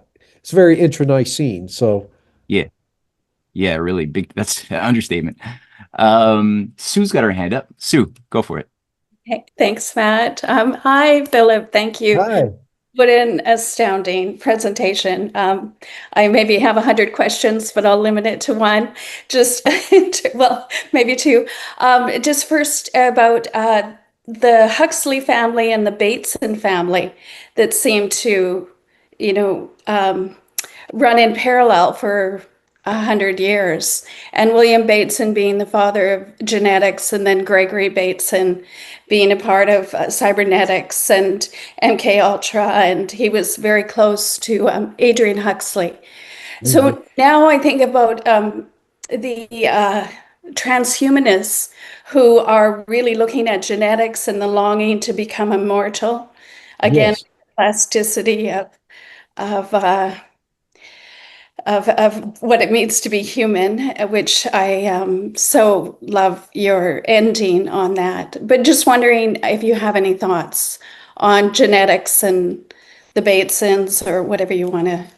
I think and Matt was just pointing this out that there's a lot of legitimate research concerning genetics, but it's the hermeneutic according to which that it's being understood. And for instance, Francis Crick, he cracked the code of DNA and what have you, but he was also a eugenicist, and the problem is not so much the study of Actually, genetics. he stole it from a woman who actually made the discoveries. Did he Forgot her name really? now. Yeah, he knocked it off. Yeah, I did not know that. What was her name, I or do you forget. know? I'll try to dig it up and get it for you. It was Yeah, like please do. somebody, a brilliant girl who worked in the lab who was actually like doing a lot of this pioneering work, and these guys were just like ripping it off. Well, then that explains a great deal. Then it seems like he co-opted what was legitimate research, and then it's the prism according to which it's understood. He applies a specific prism or a specific understanding and interpretation of it. In his case, being eugenics. Um, um, and that's why you see a lot of eugenical orientation with a lot of genetic research. It's not that genetics in any way uh, affirms the propositions of eugenics. It's that eugenicists continue to guide and govern that sort of research. But yeah, and that's the dilemma with a lot of modern science is it's the hermeneutic according to which it's understood, that the interpretation that's being imposed upon it. It's just like when Matt brings up progress. I've no qualms with progress whatsoever, but there's a counterfeit understanding of progress. The counterfeit being that man is going progress for man is to cease being man, which of course is an aspiration of transhumanism. They've ceased to even try to perfect man. Now the objective is to borrow the phrase from C.S. Lewis, the abolition of man, and to become something else, a machine. Which interestingly enough, the machine motif, the analogizing of man to machine, was a hallmark of Enlightenment anthropology. And I'm trying to recall the uh, I'm trying to recall the author's name. I think his last name's Gray. Atheist philosopher says that, who I wouldn't necessarily agree with on everything, but he does make a very, very salient observation. He says that any belief system that analogizes man to machine is Gnostic. It's just the modern iteration of Gnosticism, and that's what you have with transhumanism. But I think I kind of went tangential on you, but I hope I gave you something to I hope I gave you something to nibble on there. Yes, thank you, Philip. Thank you. Thank you. Her name was Rosalind Franklin. Rosalind Franklin. I Ross. shared it in the Wikipedia link, but Oh, that's not the cool. best. It's a good starting point, but there's more of a Awesome. drama behind the scenes. Awesome. Okay, then I'm gonna check that out. Rosalind Franklin.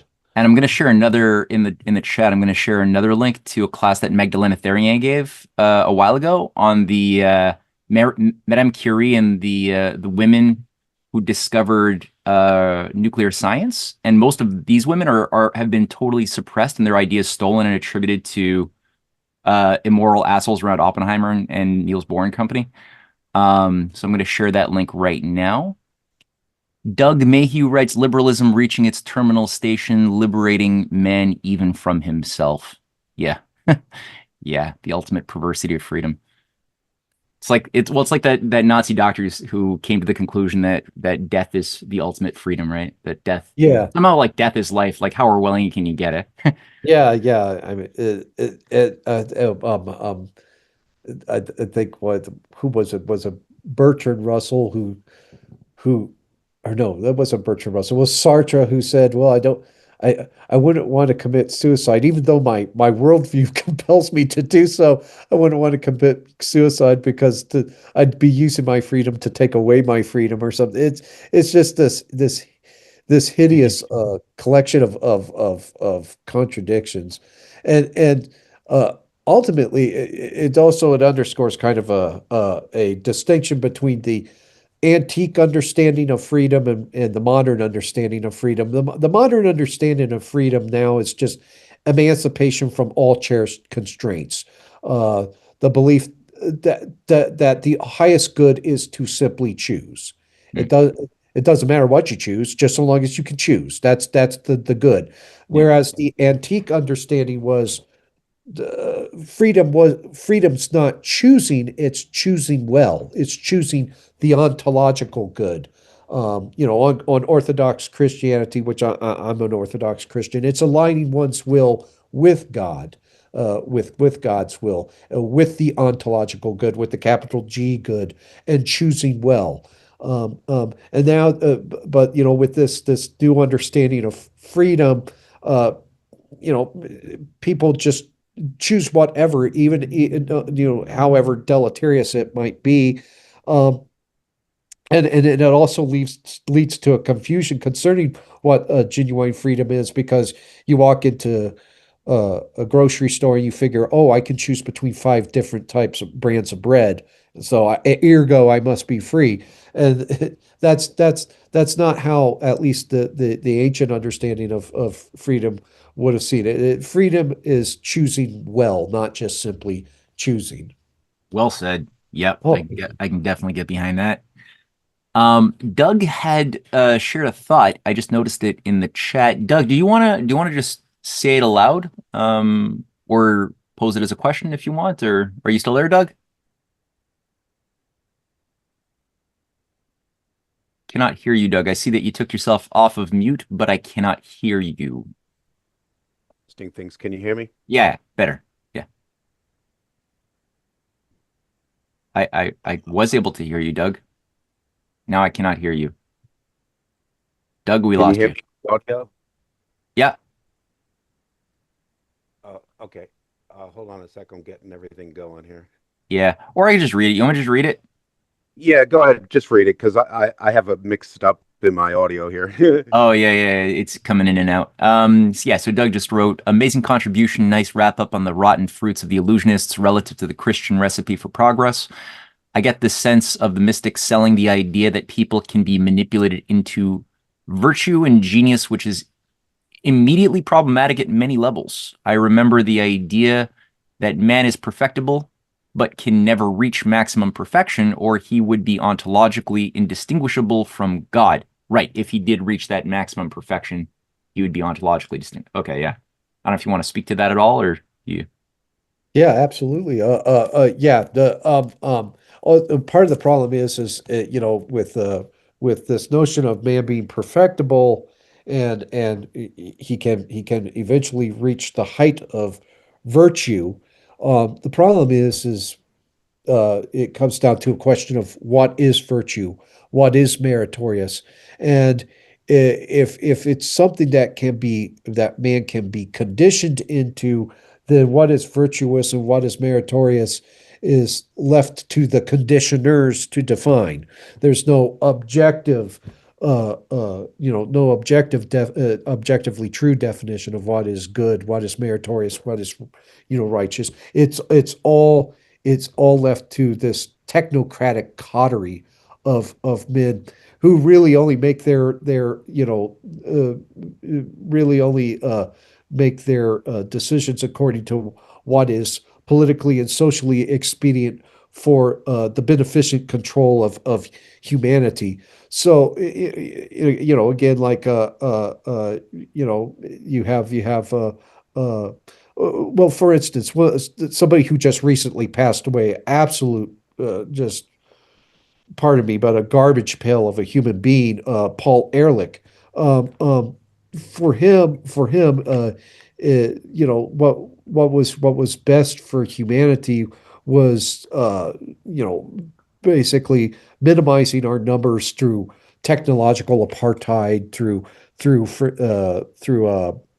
population control, sterilization, what have you, and the what little was left of humanity, well, it would flourish, but it would only flourish in a very skeletal sense. It wouldn't enjoy things like, refrigerators or what have you. Men like that who completely and totally reject any objective morality, and it's their values, values which are Malthusian and repugnant, that dictate what constitutes virtue, what constitutes meritorious, and it's those which tends to be a caricature or a hideous parody of what's virtuous and meritorious. And that tends to be what the values they attempt to instill into the many conditioned. That would be, that'd be the problem. The serious problem with one of the serious problems with the behavioral tyranny that they promote. Hmm. Well said. We'll give the last question over to Monty. Monty, just try to make, you have about Yes. 5-6 minutes Okay. in total. All So try to right. make it short, and then only answer will be kind of short too. All right. Very, very quickly, Philip, and thank you very much. As to your observation of the upper degrees of Freemasonry being pantheistic, do you have any observation? Because it seems the controllers or how the perpetrators of this being able to take over religions and orders and science and corrupting them, usurping them. Is there any indication to your observation of Freemasonry being taken over, as with the Scottish rites, in which it was usurped to basically maybe take what used to be a true society, trying to pass on knowledge and usurping it to such a degree it was, for instance, with the Scottish rite? Absolutely, Monty. The operative Mason guilds that were just, Masons of Freestone, and they were God-fearing men, and they were men who acknowledged their place in the great, hierarchical order of the cosmos. I guess my brother Paul characterizes them as a filial Catholic organization. They were far more friendlier to the Christian view of the world, and it was with oh boy, I don't know if it was around it was during the Renaissance era that these humanist uh, infiltrated, or began to, I shouldn't say infiltrate, it was a little bit more benign. They kind of insinuated themselves into operative Freemasonry and transformed it into speculative Freemasonry. That's when they started introducing these bizarre occult ideas. They took ideas that they had complete. And by the way, all their ideas, their ideas concerning the ancient mysteries, the Kabbalah, all of these other ancient belief systems, they completely distorted and embellished. So we don't even know what those ideas originally looked like. They were reformulated. For instance, these humanists that insinuated themselves into the operative Mason guilds and transformed them into speculative Mason guilds, they took ideas from the Kabbalah and completely distorted them, just tinkered with them, and they took the notion of gnosis, of secret knowledge, and they transposed it into the confines of the ontological, the ontological confines of the physical world. Completely brought it in, transposed it into this worldly plane, and reinterpreted it as a secret knowledge by which uh, uh, you could gain political control of people. It became a political gnosis, and that began I think that's where you see the beginning of like this humanitizing form of Gnosticism, which stands in contrast to ancient Gnosticism. Ancient Gnosticism elevated the transcendent to the detriment of the immanent. Modern Gnosticism elevates the immanent to the detriment of the transcendent. But yeah, there was a time when the operative Freemasonry was far more benign, and it was corrupted, in my view, by these Renaissance era humanists who just brought in all these bizarre occult ideas. Yep. Yeah, damn Gnostics. These Neoplatonists, Hermetic creeps. They're just everywhere. Yeah. Well, honestly, you gave me a lot to chew on, and I always appreciate your presentations. They're really, I mean, the philosophical depth, the ease you have with the language as well, the metaphysical language is highly appreciated. And no, this is great, man. And I encourage everybody, like I said, to pick up the books, especially the Invoking the Beyond. It's a bit of investment, but it's worth it. Pays off. So a lot of good stuff in there. And this will be up maybe about 7 or 8 days, with links also to that series, that brilliant series that I already mentioned at the very beginning on the I'm just disclosure. Oh my God, I'm just Deception through disclosure. Deception through disclosure. I was doing the same thing when I said it. Total brain fart. Yeah. Yeah. So yeah, those will be linked in the description box. Do you have more of those coming out or scheduled? We most certainly do. We're working on the part 7, which will deal with the religious engineering that's taking place and the insinuation of occult ideas and Gnosticism into the mainstream through the poison pill of ufology. And so we're working on that, and we'll hope to have it to you before too much longer. That's great. That's sort of like veering into my own line of research too on the cults. So like how the theosophical cults of today and are directly tied to or gave birth to also the those UFO cults. They're all kind of one and the same, and they're all kind of pushing on the same objective. So I'll basically draw from I think a lot of your research on that when that time comes. Be my guest. Yeah, help yourself.